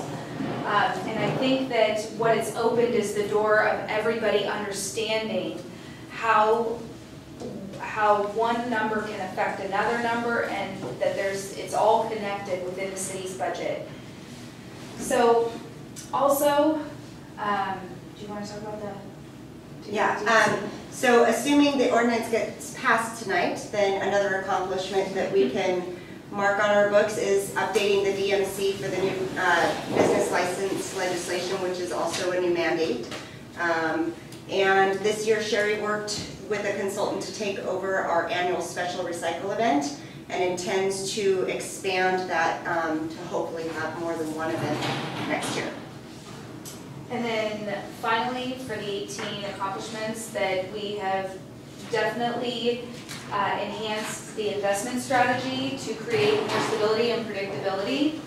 And eventually, we would like to bring it up again, that we would like to, in the future, revise our policy to go out to invest 5 years out instead of 3. We mentioned that in our first presentation. I believe it was back in the spring. And so here's just a little token of a reminder that that's probably a policy coming within 2019 if we can get to it, and 2020 if we cannot. So goals for 19 and 20s, our goal is always to have successful annual financial and accountability audits. And we have identified policies that are through the process that do need to be updated. And so 2019, we will be working on our financial policy, a debt policy, the capital asset policy, which also includes small and attractive assets, which is definitely a hot button for the auditors right now, and updating our utility policies, which will probably come through the court or through the DMC code. So we're also, I mentioned the bank RFP, and that will be coming within 2019. We're going to continue to increase the ACH and the electronic billing, and because of that access, it does tend to decrease the past due shutoffs and the disconnections, which I always see as a win. So the next two, you might have heard me say the exact same thing last year. When it comes to the clerk's office, our quote-unquote deferred maintenance is not so much for lack of funding as it is for lack of time. So once again, I'm going to keep the citywide contract routing process high on my priority list to get done hopefully in 2019, hopefully in early 2019, quite honestly. And then I still want to create a single fee resolution that is really easy to digest and that we can hopefully with a single fee resolution, we can just amend all fees in one fell swoop. We would also like to enhance certain record archiving solutions, continue our cross-training and update our desk manuals. Most of the staff have manuals at their desks that if they were going to be gone, somebody could go to their desk, open it up, and it would show them how to do certain tasks that they normally do. And then, of course, all of us, everyone, we will continue to search for additional revenue sources and cost savings. Any questions? Could you, anybody? I do. When I went and reviewed this, just how my process worked is I would look at it, divide the new number by 2, and then see how it compared to prior years and see if anything stuck out to me. And so just a couple things stuck out to me.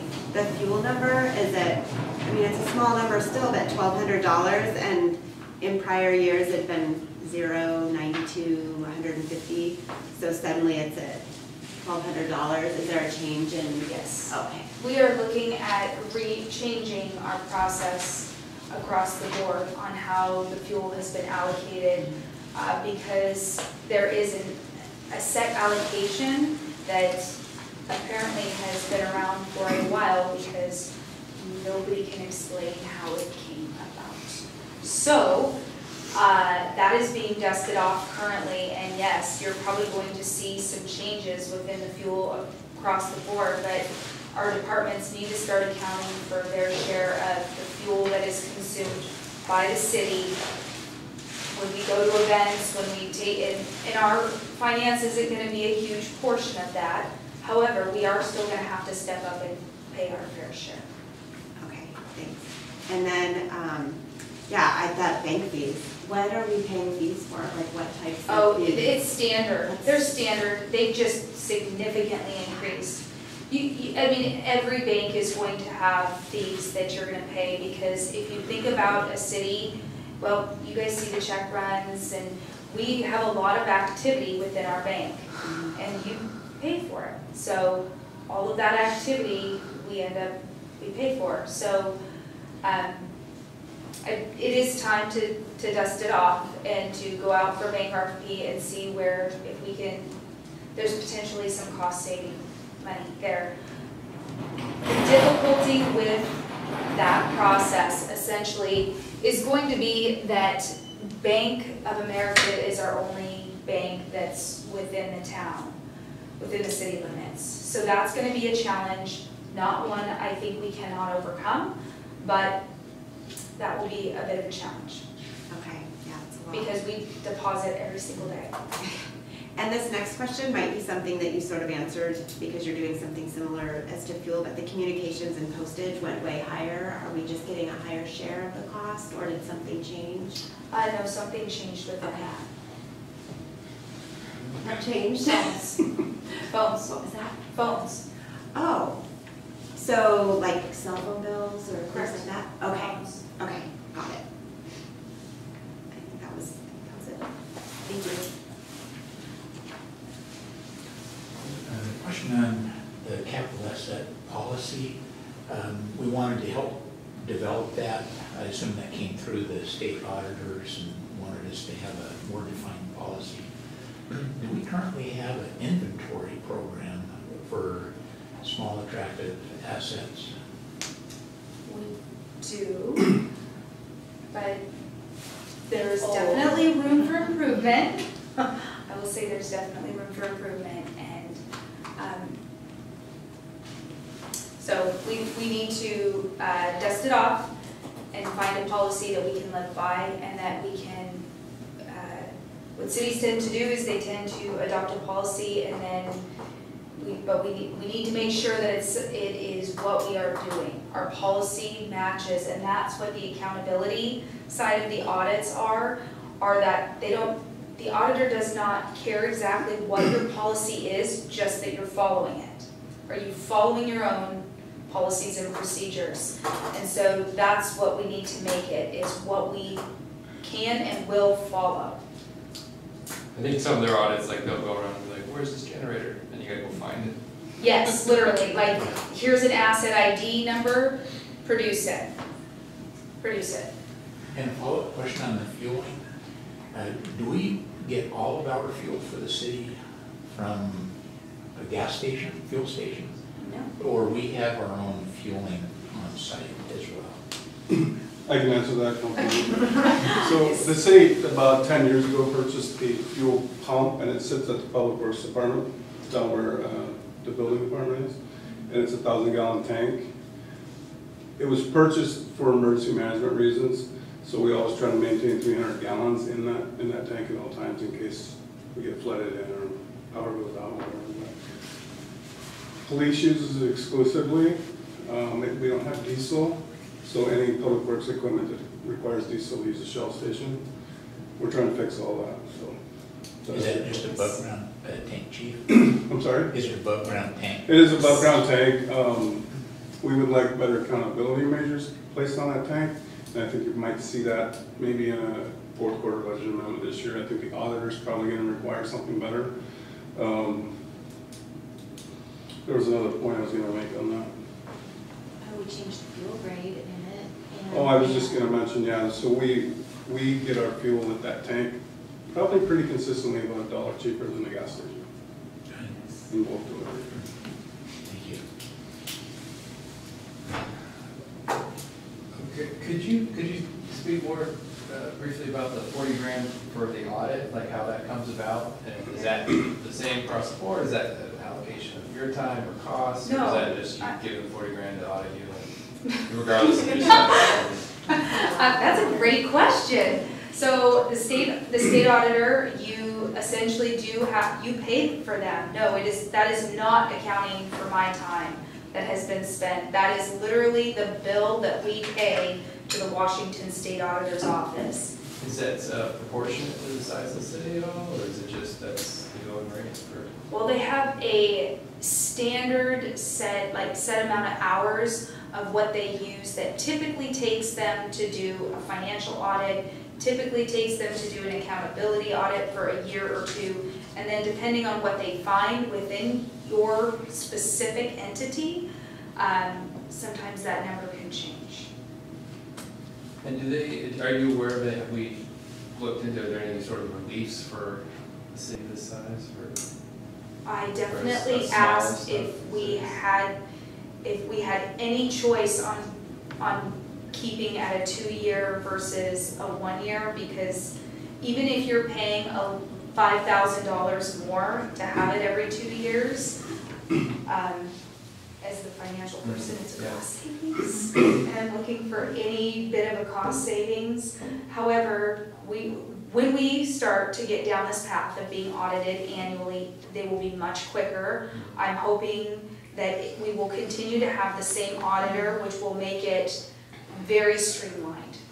Every single year, same auditor, same, and accountability. Once we increase our policies, that it will. So can that number change?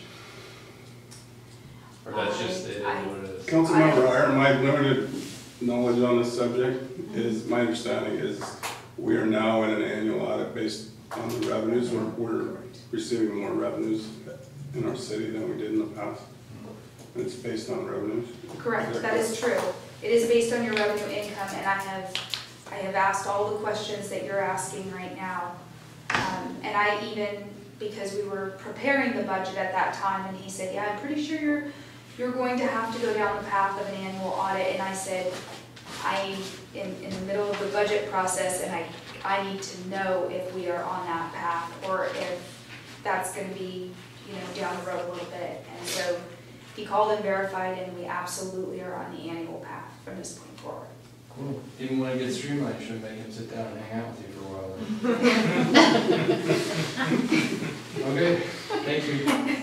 Any other questions? All right, rolling right along. Okay, IT is next, right?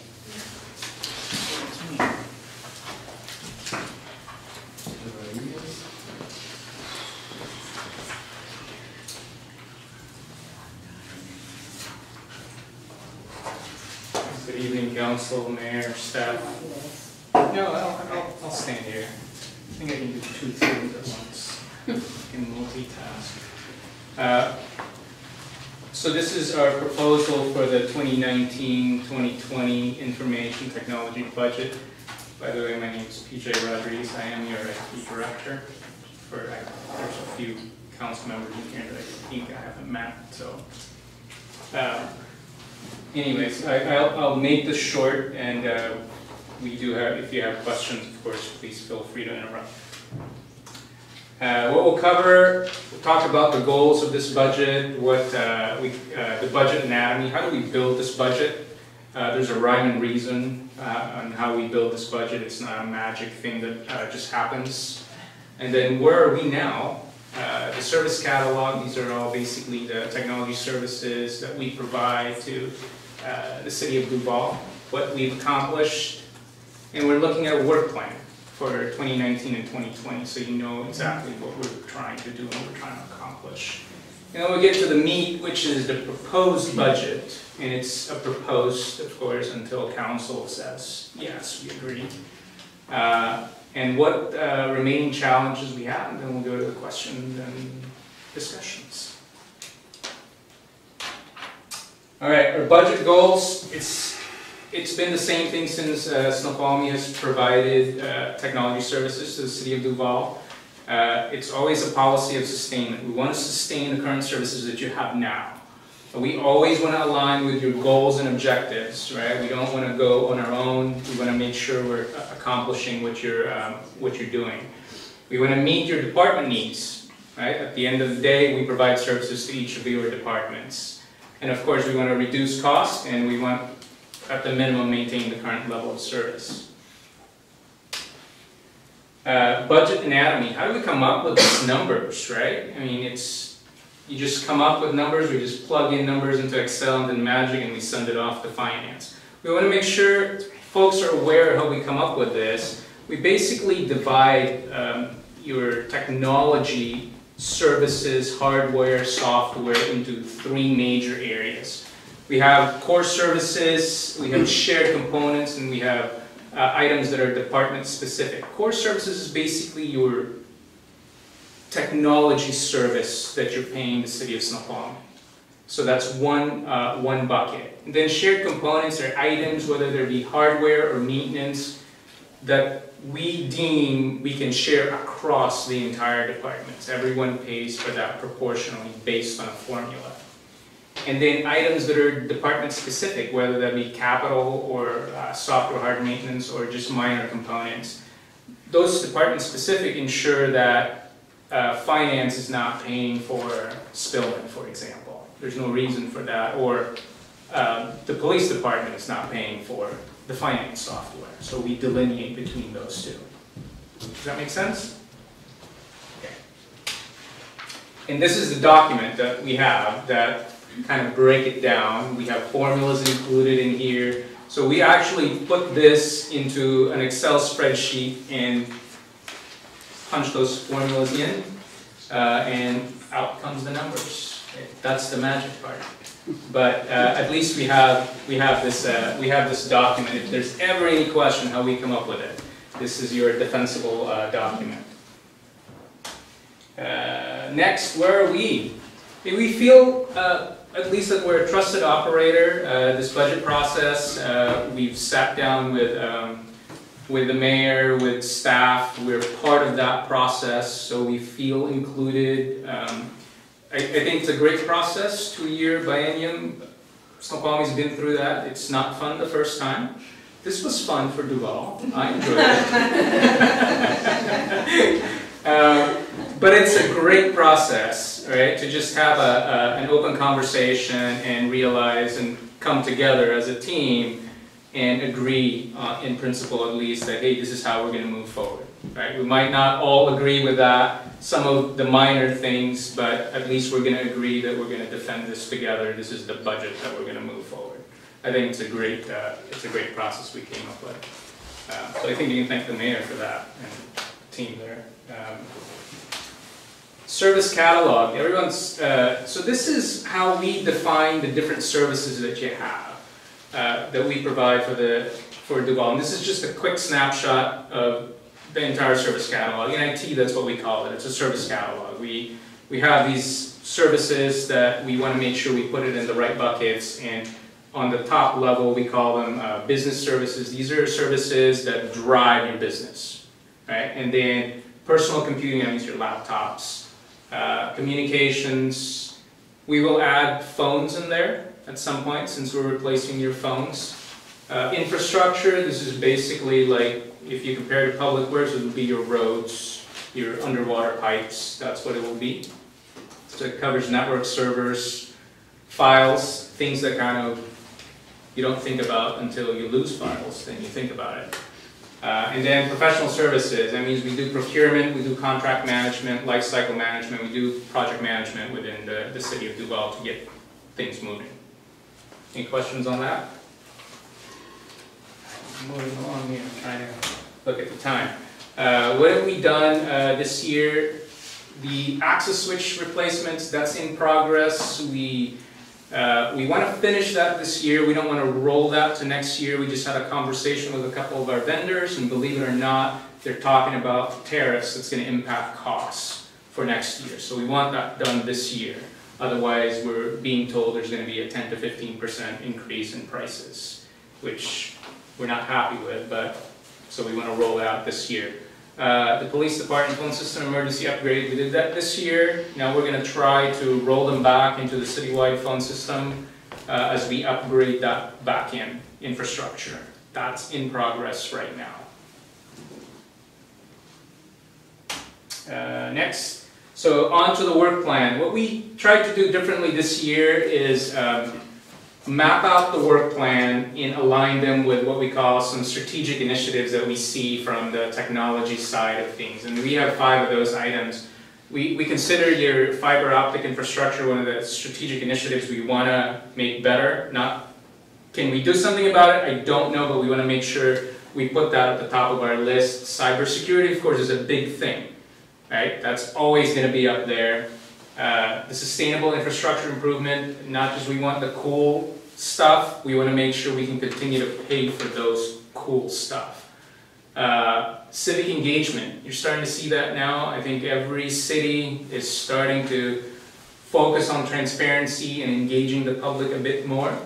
And then business intelligence. Business intelligence is like your dashboard. You want to see your finance, tell a picture or tell a story, and using a picture, it says a lot quicker. So that's us mapping the actual work plan against the actual elements and initiatives that we put in IT. Any questions on that? All right, I'm going to move on. Now this is more of a timeline view of the actual work plan. And these are general placements on that work plan. It's, of course, it can change based on additional items that could, might, maybe occur during the biennium. But speaking right now, this is how we plan on hitting all the work plans. So one thing I'm pretty excited about, and I know a lot of you folks are probably excited about, is the IT strategic plan. I'm really excited about that. We have that in 2020, but it's if we move forward with that, that's going to be that's going to map out at least your 5 years on what, and we'll coordinate, of course, with the departments and council to make sure we're actually involving all the necessary key stakeholders in that planning. All right, so here's the proposed budget.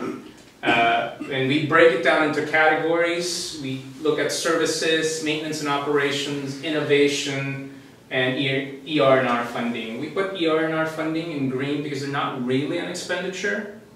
We're trying to save money on that one, putting them in a bucket for replacements in the future. Right? So IT services, and you'll see a quick synopsis of what that percentage change is, and we'll go through what drives those changes. Okay? Okay, so the first one, IT services, purely salary cuts. That's all that's going to drive it. Right? The hours haven't changed, but we have contracts, union contracts, that we have to obviously pay for with, for staffing. Maintenance and operations, so here's the breakdown of what's increased. As we replace your antiquated hardware for switches, those you gotta have maintenance and support on them, right? So that's increasing there, that's the first line item. We increased about, I wanna say like $700 or $1,200 with your Office 365 maintenance. We added what we call advanced threat protection this year, just to give us some warm fuzzies in terms of protecting the city for at least at a level that we can be happy with phishing attempt or any type of email type threats. It's not 100% protection, of course, but it helps. And the other piece is the work order management system, which is coming online for Public Works. That is driving, that's a maintenance cost, that's driving that. And then, I can't remember what the Suez monitor is, but it's some piece of equipment at the wastewater that there's gotta be maintenance as well. So we're putting it all in this line item, so you have a clear picture of what your technology costs are, citywide. Okay. So innovation, we basically have replacement cycles that we're looking at. Right now, what we plan for is for workstations and servers, you have a 5-year replacement cycle. You are in 2015 is when we originally did those replacements. You had a couple of equipment that were older than that as far as workstations are concerned. We brought those up to a certain standard. It's now time to refresh them. So you'll see workstations, monitors, hardware refresh. That's the first thing. Of course, we time that with, if you're going to replace the hardware anyways, let's replace the operating system in there at the same time. Okay. Back-end server replacements, it was acquired, I believe, in 2014, so they're within the 5-year cycle. They will be, I think, a little bit after 5 years is when we'll actually replace them, but it's around that timeline. And then the other piece was enhance the existing firewall for redundant paths. So one of the challenges we have in the city of Duval is you have one pipe to go out when it comes to your internet connection. So we're working with King County to potentially change that so there could be multiple ways out. The challenge with that is your firewall doesn't support that redundant, smart, let's reroute when this path is not up. It only knows one way. So we would have to replace that firewall to make sure that it can talk that language, right? So that's where that piece is.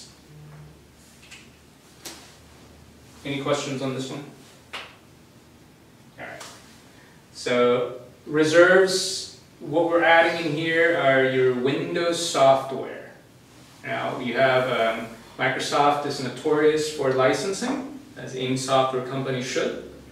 You have client licenses, that means your computers right here, they need to have licenses. Not just on the computers themselves, but if you're going to access the servers in our network, that's got to be licensed as well. And then, of course, the switches that we're going to deploy this year, those have to be maintained, so they're going to have maintenance and support. Those are 7-year life cycle. So we're starting to take some funds out and ensure those get replaced within the 7-year time frame. Okay. We did reduce that in 2019-2020 by 50%. Hopefully we can catch that up at some point in the future. Okay. Let's see. Oh, this is just another breakdown of how that 2019-2020 proposed budget summary is. And I think this is the last, no, not quite. So challenges. Cross that line there where it says establish life cycle fund for core infrastructure. We did successfully establish that in 2018. We are continuing that in 2019 and 2020. So that's thumbs up. We hope to continue that in the future. We're learning to be proactive, right? That's the key, and I think that's the mayor's message, is those deferred maintenance, they do come to bite us, and we've seen that happen here in 2018. I crossed the phone system off because we are replacing a portion of that phone, at least the back-end infrastructure of the phone system. We did replace the one at the police department already. Now we're in the process of consolidating it again, because right now the police department is an island. They're not really part of the city phone system because they're in a newer version. They don't talk to each other. Data center locations, we hope to work on this. Right now you have locations where at City Hall, for example, in summertime, where we have the switches and it gets really hot in there. It's bad. Electronics and heat just don't function well together. We still have some fiber infrastructure concerns on that. Cable plant, those are the actual on-the-wall cable within each of the buildings. And that's the age of the buildings, so that's to be expected. And of course funding, all these require funding at some point. And public records, this is the city clerk's favorite topic, I'm sure. ITs as well, it's our favorite topic as well. And continued service level within the city. So, and these are just our challenges and opportunities that I think we're kind of we keep in our vision, field of vision at least. Hey, questions or concerns? I'm right on time. PJ, Yes. could you explain, in the individual department budgets, you'll see 2 line items. One is for computers and equipment, and one will be an interfund transfer to IT. Can you explain the difference? So the interfund transfer is essentially what we, if you look at our spreadsheet, we create a formula that says what are we going to charge back to each department. And we break it down by month or by annually. And then we submit that over to finance. And depending on how finance wants to schedule that, whether that's quarterly or it depends, right? But that will correlate to that total chargeback to that interfund transfer. That's how that will work. Yes. Along those exact same lines, that was a great question, is, so for example, some of the software pieces would apply to one department specifically, like the wastewater treatment plan, monitor, maintenance. Mm-hmm. So when they do the interfund transfer, it wouldn't just be a proportional amount of some factor, they would add in that this specific purchase relates. Exactly. Okay, so that's why it wouldn't always be in the same, dividing up. Nope. Very dependent on special purchases. Exactly. Projects that were very, like Springbrook will be okay. To finance. So that budget anatomy specifically showcases that. You have the core services, you have the shared services, and you have department-specific components. And each formula is different, right? And what we do is we get all the line items for each of the, that we're gonna charge back to, and we plug in that formula. And that produces the total chargeback for the biennial. Does that explain it? Yeah, because sometimes the interfund amounts would go up or down, and absolutely. they're so varied, and I was wondering what drove that, and so possibly this. Yep.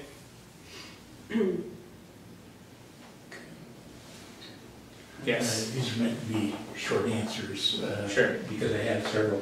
Are we getting into the cloud at all? We are already in the cloud. So Office 365 is fully cloud. The talk of ECM, that could potentially drive us more in that direction. We do have SharePoint as well, which could be your electronic content management system. That's one way to approach that. So we do have that now. You had mentioned PD on here, I assume that's their computer systems. Mm-hmm. Does it have anything to do with the 800 megahertz portables, or is that separate for King That is County? separate. That is separate, Councilman, and we actually pay that monthly through the King County Radio Shop. So you have training on there, I assume that's IT training, but because we don't have a formal HR, and there's a lot of HR training that could be sexual harassment and things like this, Do you have any of that available?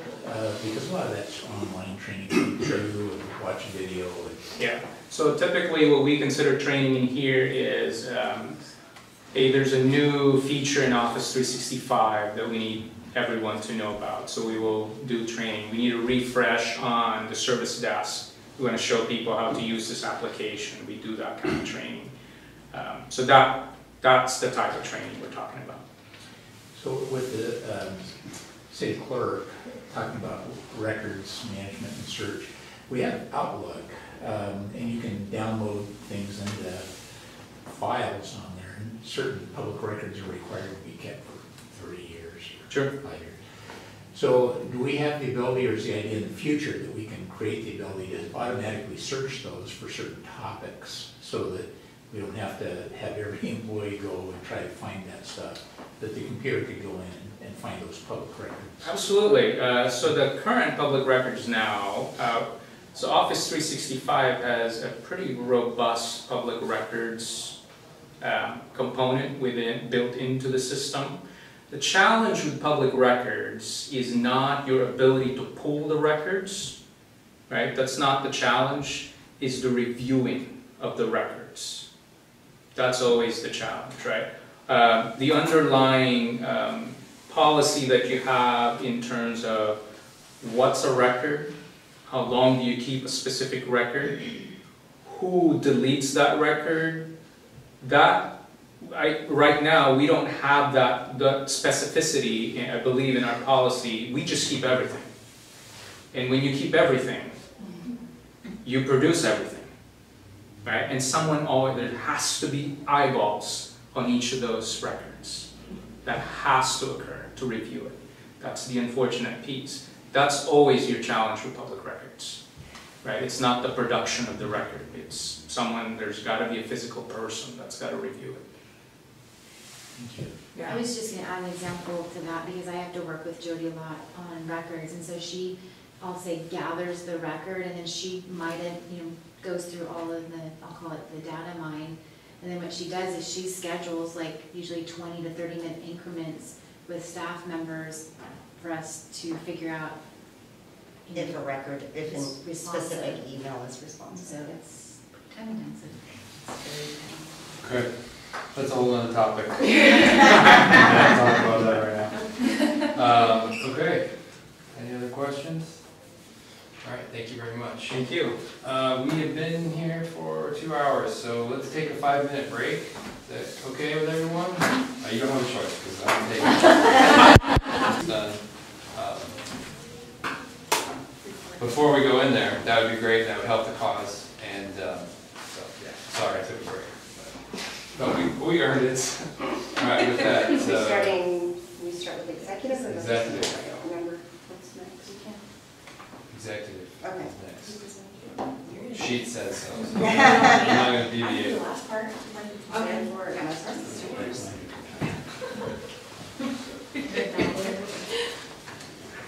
It heard you too. So on this one, I just wanted to start, since it is a public meeting, to remind folks what the role is of the mayor and the executive staff. By law, policy and administration are separated. All legislative and policy-making powers are vested in the city council. The administrative authority, including veto power, is vested in the mayor. The mayor administers and carries out policies approved by council, which of course includes the executive staff, and by law is in charge of emergency management during a disaster. However, most duties are typically allocated to an emergency manager of some sort. We're also in charge of personnel management, including policy and union contract negotiation. Of course, we want to be responsive to the community and the city council. We're in charge of general legal compliance, risk management, awareness and action, building and growing partnerships with fire and school districts, regional, state, and federal elected officials, nonprofits, and the business community, essentially the programming of community and intergovernmental relations. It's also our role for public relations for the city, and to propose a preliminary budget, which you're hearing about this evening, and to implement the budgets as adopted by council. So beyond statutory obligations, the mayor and the executive staff seek to achieve and identify opportunities for increased efficiencies That's a continuous effort. They're harder and harder to find, but we never stop looking for opportunity. Working with the council to achieve our mutual objectives, supporting economic development through support of community events and implementations of recommendations forthcoming by the end of the year. Propose and support policies that help Duval maintain our sense of place, and propose and implement policies that achieve sustainability and predictability. We also believe in trying to maintain and always achieve a high level of service to our community. And in fact, we just got a really nice email from a constituent over the weekend about something that staff, they called about and staff was very quick to respond to. And that's the type of work that we like to see at the city. We're also looking at instituting dedicated resources to intergovernmental relations, and that is something that is actually achieved through our Administrative Assistant 3 that was hired on this year, that's supporting both the Planning Director and Interim City Administrator and myself. There's no way that staff or the council or the mayor can do it all, and you need somebody that is knowledgeable, that can go help with some of those activities and be an integral part of the process. The other thing that we are seeking to achieve and have achieved is having a mayor that's available full-time.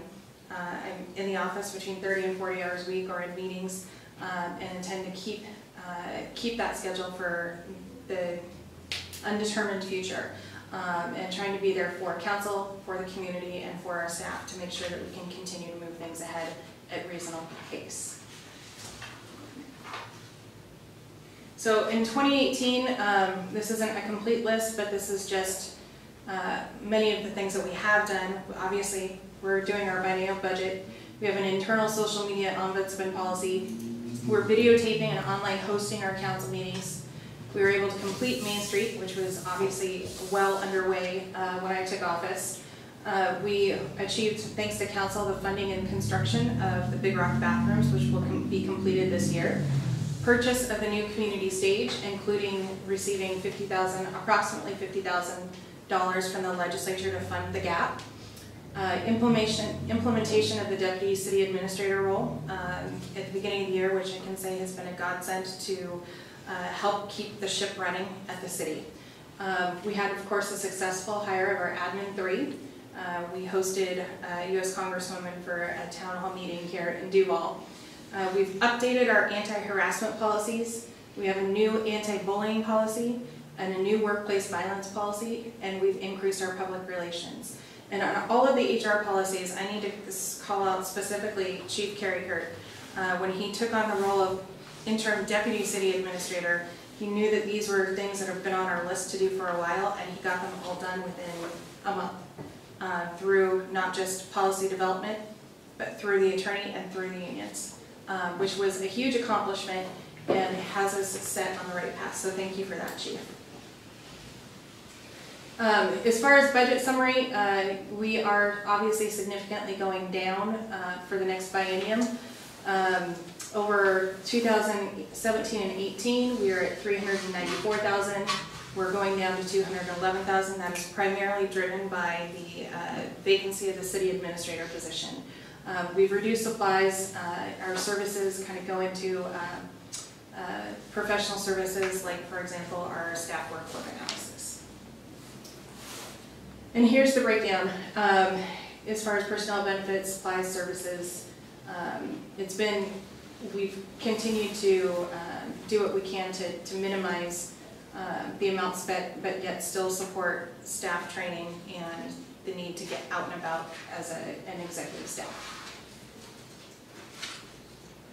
So preliminary preview of work plan for 2019-20, and this is just the start of our list of things that we need to be working on, and we may not be able to achieve it all, but we are getting the list going, and then we will be prioritizing the senior staff.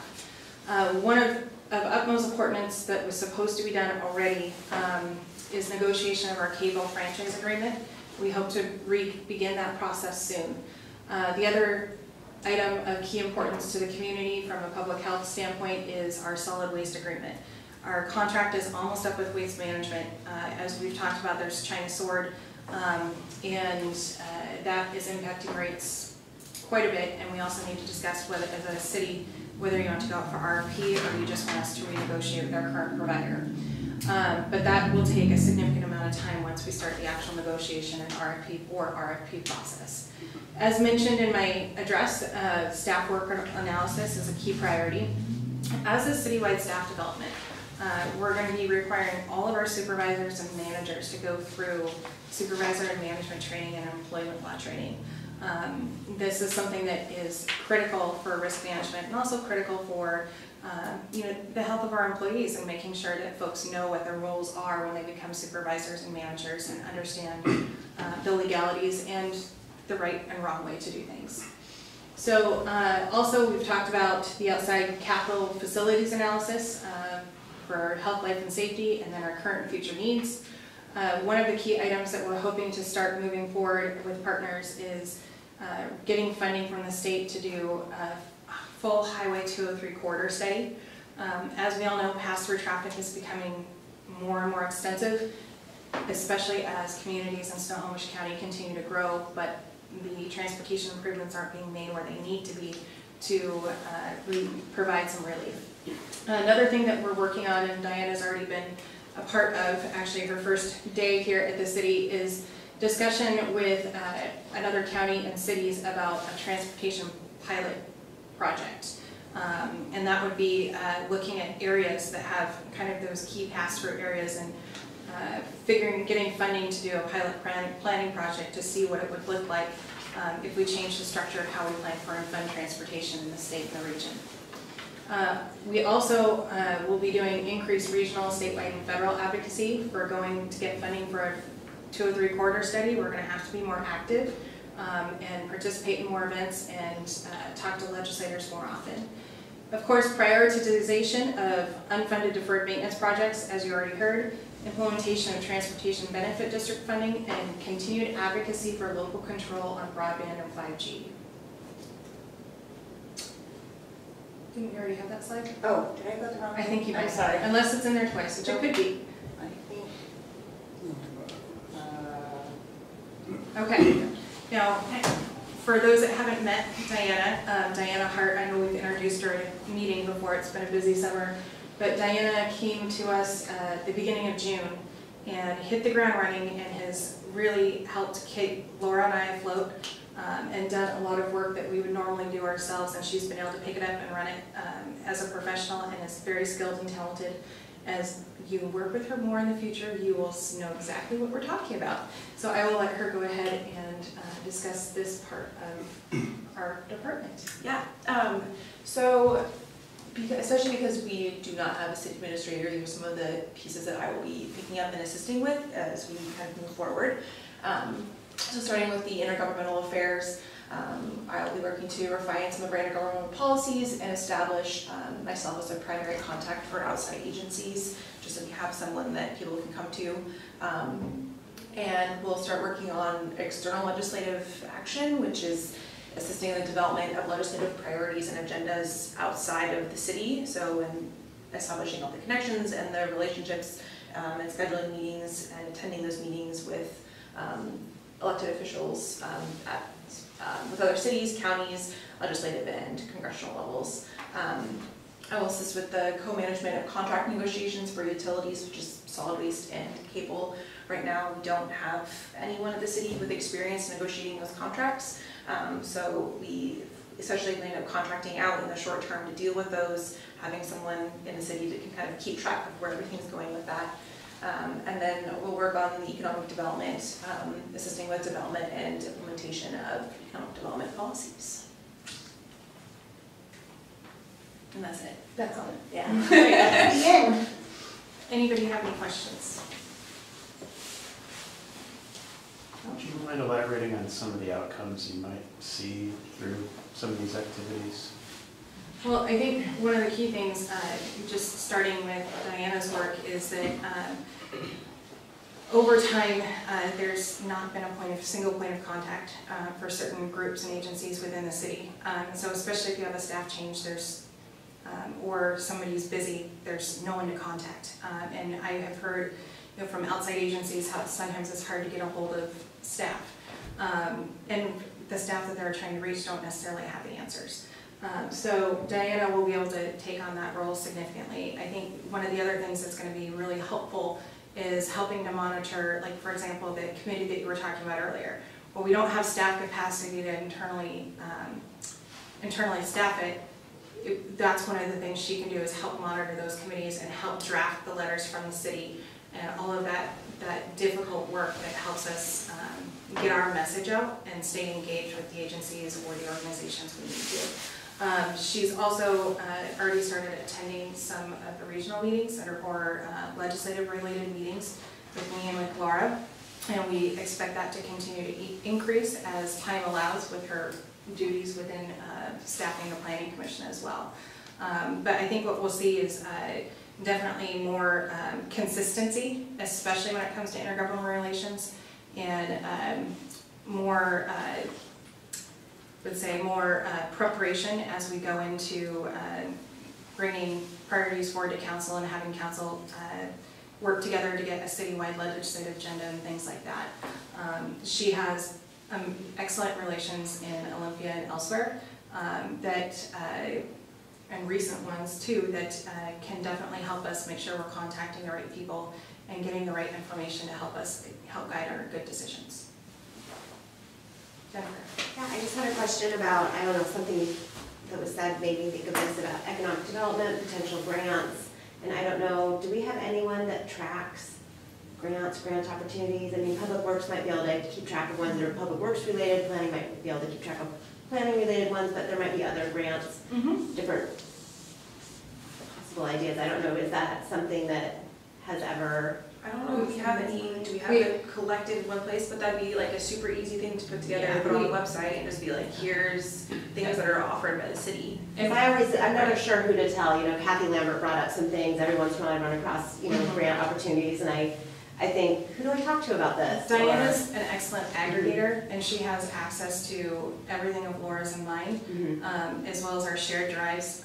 So that, if you're going to aggregate and forward things on, I would actually suggest sending to Diana first, because she can read through pretty quickly and find out if it's something worth putting time for Laura or I or somebody else to be looking into it, unless she's the one actually leading the grant. Which she can do. She has the capability, and I would not doubt that we will have her be doing some of that. Because we keep hearing things about grants to the port and different things like that, and I think, well, who drives that? Who do I talk to? So, okay, perfect.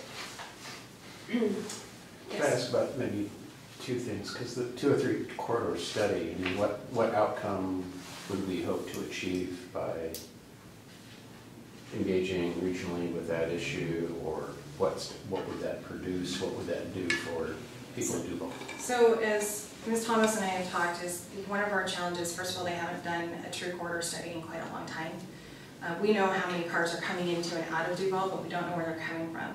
So the goal would be to get funding for a much broader survey and study to look at where vehicles are starting at their beginning point and where they're going to their ending point, so that we can identify better where they might be diverting from and what have you, and then that can help guide us with making decisions on what policy changes we want to move forward and what advocacy we might want to do for other regional transportation projects to decrease the burden on our roads. We've got, you know, state funding for 203, and King County planning does not accommodate for all of the traffic from Snohomish County, and Snohomish County doesn't accommodate for the traffic from King County. And so we're kind of stuck in this really difficult position of truly being right in the middle of 2 counties and being a huge connection for those. And if we can't figure out how and where those vehicles are coming from, we can't actually find a way to actually address the root problem. Okay, so the objective would be to decrease the burden on our roads. Identify what's going on, and then move forward with policy recommendations and proposals and potential funding to try and move forward the solutions that will actually make a difference. Because right now that's not happening. You don't have PSRC does the work with the plannings and making sure that the counties are matching up, but they're not, it doesn't force the counties to work together or the cities to work together outside across the county lines, and transportation just does not have a border. What we're hoping to do is do a joint application with all of the valley cities, King and Snohomish County. And we're also hoping for some sort of, I'll call it, for lack of term, a CIP list, whether, and it's looking potentially at safety improvements. I don't know that we'll see capacity improvements in a 20-year period, but for sure some safety issues. There are areas that have more accidents than others, even through city limits, whether it's pedestrian crossings. But I think also we're at a point where we need to look at the intersection of Woodinville-Duval Road. It's partially owned by the county, it's partially owned by the city, and we see a lot of conflicts there. It'll also look at 124. It'll look at, what we want to see is, like, where are these trips peeling off? I mean, I can tell you just from my gut instinct coming in, majority of them, burn off on Woodinville-Duval Road, but there's a number that still goes straight through, to hit 124. So I think it's just trying to figure out what is really going on, how many trips really are there, and how can we plan in the future, because we don't really get an opportunity to do a study or a forward very often. It happens about every 20 years. Justification for CIP projects. Yeah. All right. And also justification for getting some of our state planning laws changed to actually recognize reality. I think it could even help us trigger some transit, additional transit, like a 20-year period. Yeah. And on the 5G piece, what would be potentially achieved with that issue, bringing that? We're stuck on the 5G side. We're pretty much stuck between a rock and a hard place. The FCC, I've been wrapped up in budget and didn't get to see if they made a decision, but they were actually about to make a decision taking away all local control and only allowing you to charge, I think, between $150 and $250 for the cell phone companies to site and place their equipment on city property or wherever, which actually ends up costing us money, because just the administrative costs alone are well over that. If they have made that decision, then we won't have much luck. The state legislature was looking at making sure that we could have local regulations, but we may have been superseded. I don't know the status of the SEC decision.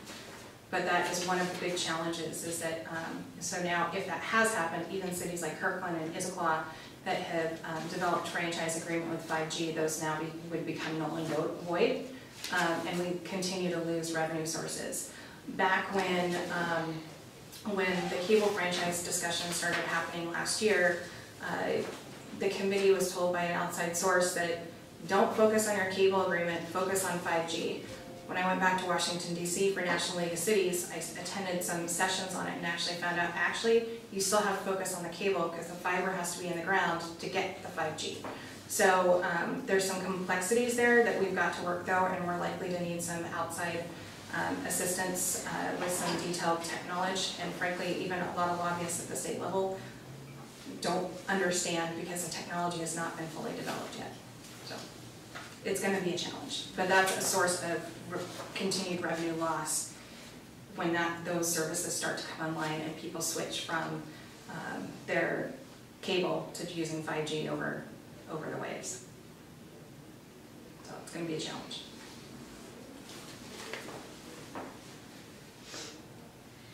Well, there might be some litigation coming through from cities Yeah. and states to challenge that.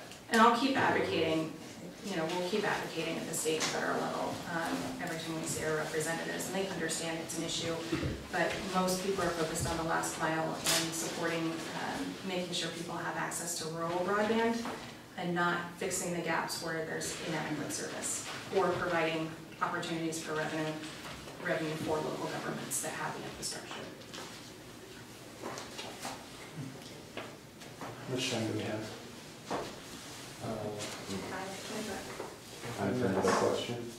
Sure, yeah, well, yeah, go for it. So I'm just wondering about specifics and what you're budgeting for to try to achieve, or to achieve. One of the things would be the capital facilities components, all of our public buildings, et cetera.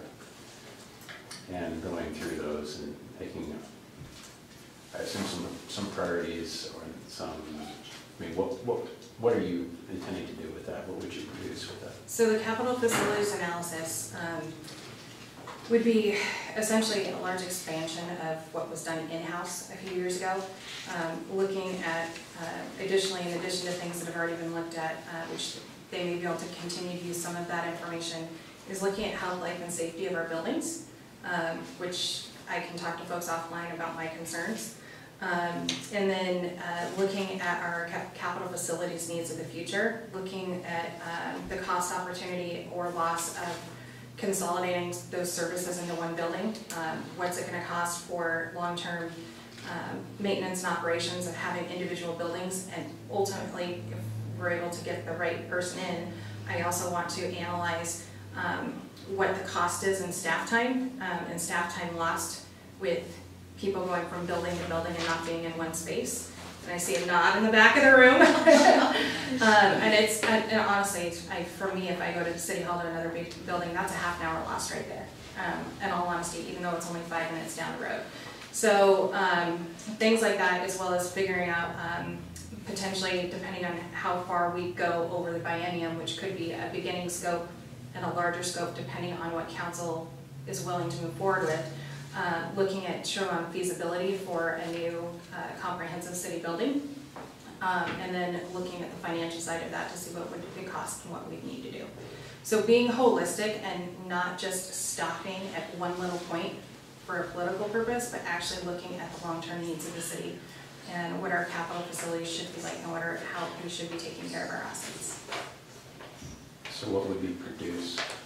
A plan, and council would have to make decisions.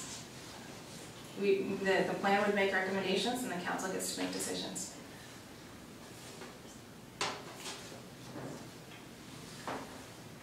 Okay, all right. Thank you. Thank you. Appreciate it. All right, I guess that would be me. You're up. I'm loosely responsible for this presentation, so we'll go through this quick. We had some conversations, pretty minimal conversations about the changes that we thought we'd like to see. We didn't have too many recommendations, so here we go. So legislative fund, salaries, regional association memberships, general operating expenses so this is an addition, so the planning commission is brought into this group as it was previously being funded out of planning. So this is brought over to this side of it. And then City Council, legislative governing body for Duval is responsible for all legislative actions and policy making for the city. Council determines services to be provided and the level of those services and how they are provided, to be provided. And how they to be provided for. What our community expects. So there's some expectations of the community. I'm not going to read them. And we'll go to the next slide. And so the highlights would be, let's see, so salary increase to capture the ability to increase the number of days that folks could submit for if they miss work. And then the remainder increase in that was for stipend of PC stipend, right? The planning commissioners also get a monthly stipend. For PCs. Mm-hmm. Okay, so that's represents an increase there. And then the intergovernmental was a pretty big one, increase, and that was for, Jody can speak to that.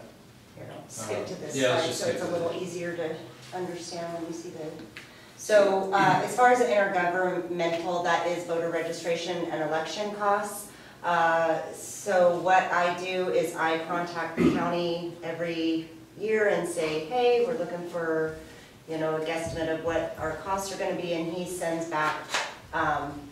Basically, what he does is he gives us the voter registration, which is population based, and then the election costs he gives, like if we were going to go primary, general, spring, like how much the cost difference in a high estimate and a low estimate. So what I did is I plugged in a high using the spring election. So I kind of went a little robust on the expenditure side for that, just to cover us in case we end up going out for election. If we want multiple things on multiple ballots, kind of would encompass that. So this could change greatly. Yes, the total cost for election costs could change based on whether or not you put something on the ballot or not. Okay, so that's a pretty big portion of this budget. So basically what you're seeing here is essentially, so with us moving back to the building we own, the visitor center, which we own, and doesn't really currently have a use, or a lot of a use. So that essentially it's a wash, and that the increases would offset. That's my quick, yes, but that, I guess that's, I think it's an example of, budgets or cities are vanquished by 1,000 cuts, but you're also saved by 1,000, pennies. So I think and this is a subject of conversation. I brought up in some conversations with the mayor, I did mention that with the building, with having that building down there, that space, and it not being very high, very highly trafficked, that seems like a reasonable question. And as we're investing more into our buildings that we own, I think it's a reasonable question of citizens. So if we have an empty building, do we need to rent a building? As nice as this facility is, but I think there's room for conversation there, though. So yes. So the proposed increase in salary, what exactly is that? So that would be $2,000 over the 2 years. So that's 10 days each year that someone could submit for missed work. So if they come to a meeting and don't go to work. That's planning commission. No, that's just council. And then the code is written just for council. Yeah. And then the other portion, the larger portion, would be the $8,000 for the PC stipend for planning commission. So that would, that's so. And Councilmember Hogue kind of brought that up, and I agreed with her that folks should have that opportunity if they are missing work and to be compensated for that. But traditionally, we haven't had a lot of hits to that budget line item, so there's a very good chance that it might just sit there and not be actually spent. But it's only $2,000, so I guess we could take it out too, I'm sure, if we ask. Yes? It's just a question I was thinking about, because sometimes throughout the year, you might miss a meeting or 2 meetings in the entire year. And since we're so constrained on the budget, if there's something we can do, like perhaps give back our salary to the budget for that missed meeting. I think that would probably be, I don't know how we do that. Code, maybe? You need to change the salary structure for the city council on a policy basis. And that would also only affect council members starting a new term after it takes effect. It wouldn't be able to, by state law, changes to salary don't take effect during a term. So it wouldn't be an initial cost savings, but it could be down the road. And I actually think that a salary commission should be convened to look at the policies and make sure that that things are that the policies reflect the realities of today and provide opportunities like that as well. Because if it's in policy, you can do it, but if it's not, you can't. And you can donate it to the city, but it's going to be less taxes. Thank you. Yeah. I've got some historical perspective. Go ahead. Because I deferred my planning commission salary. I didn't, whatever, say, not pay me, I just said, you're paying me, but I'm looking to give it back. Yeah. So that could be a deferral.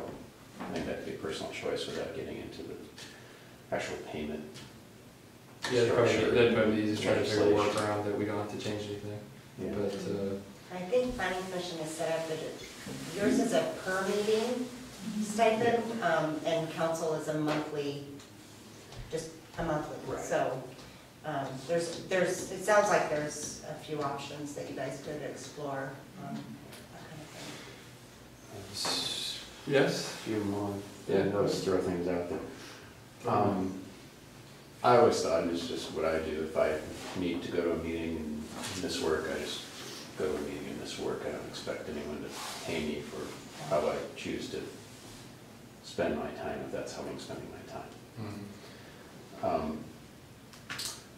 Kind of the same thought about training when I was a new council member and wanted to go to some training. The city did pay for like an AWC convention, et cetera. But I always thought when I did a lot of training, my first 18 months I got my advanced CML, I paid for that just because it was interesting to me and helped me do what I could do better. That's an elective, whatever, cost recovery that we can structure through budgeting versus direct salary through how we're constrained with our code and how we structure our salary. That would be my thought, that if we have new council members, we have several that need to attend training, then I think they should attend training, but if you want to get a master's in public administration, that's up to you, and if you want to pay the UW $50,000, you can do that. Well, I think to the point that I thought was compelling that Councilmember Ho brought up, and obviously this is pretty small potatoes right now, is that the stipend for individuals that miss work might not be intended for, it's to potentially open the the opportunity for individuals that might not have the capacity to their personal budget to do that, and then they can more readily, maybe cast a wider net. Could we get some different folks on council that could maybe wouldn't normally be able to do that? Or who's to say that we can now? So I think that's just another consideration. Well, I'm just thinking, we were talking about one hard choice. I'm going to land on that and like a little crumbs fall on the table here. The hard choice for me would be to move back to the visitor center for our meetings. My mother, council member here that remembers when we used to be a transient little Bring your coat. But the building's good for a lot of things. It doesn't really serve, in my opinion, community meetings very well. People can't hear. It's not accessible. Primarily, it's not accessible. I mean, we did have some other people that would attend and had a lot of hardship getting in and out of that building. This building is very well set up for public attendance, fully accessible. I also think that this facility is great for a lot of reasons, primarily because we don't own it, we don't have to maintain it. We write a check and we don't have to deal with all of the burden of having the dais and all this facility around us. But I also think it lends a lot to public understanding of what we do and the public perception of what we do, to have us set up like this and in being part of the council for many, many years in other locations and different setups. This is far superior, and it lends a lot to the function of our government here.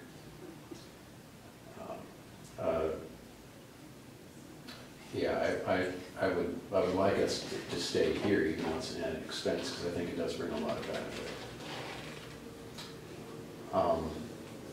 The other is, I think, it's just my opinion, that it shouldn't be completely on council to fund the meeting room here, because we do have executive attendance and function that's part of the meeting. But my preference would be that we look at keeping this location and seeing what we can do about all the other travel expenses or other wants and needs, potential things we may not want to need.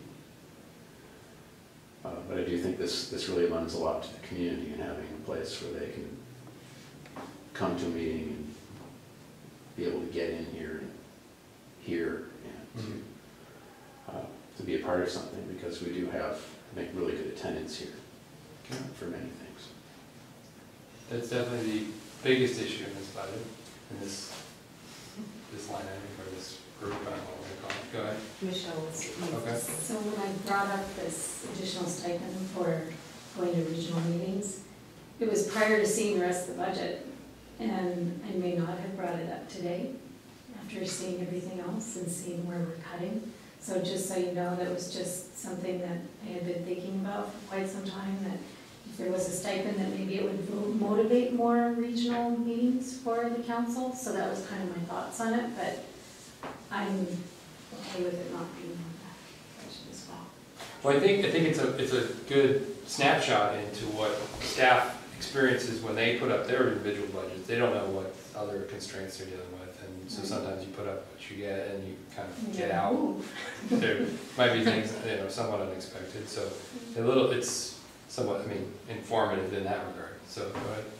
So for the 10,000 year savings, and there's many ways to skin this cat. Yes. Take the 2,000 away from that, then could we look at our, what is it, the senior center and the other group that's asking for funding and taking some of that money, that would be 8,000 taken away from that group and putting it towards this if we want to keep it here. And maybe the rest of the council figures out which group they want to support and donate some money to those groups. I think if you look at at least what we have, there might be some. I don't know. I'm not sure how we proceed, because I don't know if think it's. Here's the reason. Yeah.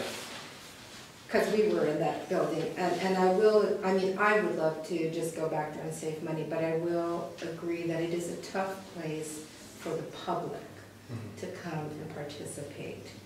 And it is challenging for the public, and just in consideration, if you want the public to participate with government, is it better to be here? And if we can't make this 10,000 savings, where else can we cut to replace what is being asked for in this savings? Yes, Jennifer. I'm looking at other things. I'm just curious, and maybe it's a movement of an item and it needs to be there, but the official publications, in 2016, that line item only had $3,600, and now we're at It's your code. 24. It's your code publications. So, the code updates, when if you didn't already notice, we are over budget in 2018. We're gonna be doing an amendment to write that, but when we do big policy changes and updates that physically get changed in our codified code, we pay per page that's changed. And I called because one of the other things that I'm interested in doing is to work with Chief Hurt, and we're gonna start a code scrub. We're gonna get rid of our, old code, we're gonna update old code. And so there's pieces of code in there that just don't need to be in there. They don't need to be replaced or anything. So I said, hey, what if we take away pages, can we maybe save some money? And they're like, nope, same cost. So taking away a page costs a page? Yes. Okay, you're not replacing the page? Correct. Okay. Yeah. Yeah, because that stood out to me. Because I was like, That's a sweet, lot we of can money. offset it by taking out pieces of code that we don't need anymore, and Well, I think we should stay, so, it sounds like there's a reasonable explanation for that particular line item, but I'm sure that, Do you know what the professional service is? In years past, it's been $950, and now we're at $6,000. It's is it okay to just go ahead, sorry?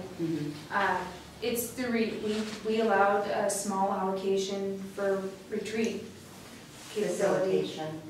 I think there's definitely things on here we could go without, for sure, as a group. And there's the salaries and wages, those two increases are 10 grand right there. But I think the other side of it is that, yes, there's things you can go with, we could probably figure out a way to stay here. But my question was, okay, we have this building over there that's empty all the time. And we have the maintenance costs that are incurred by having that building.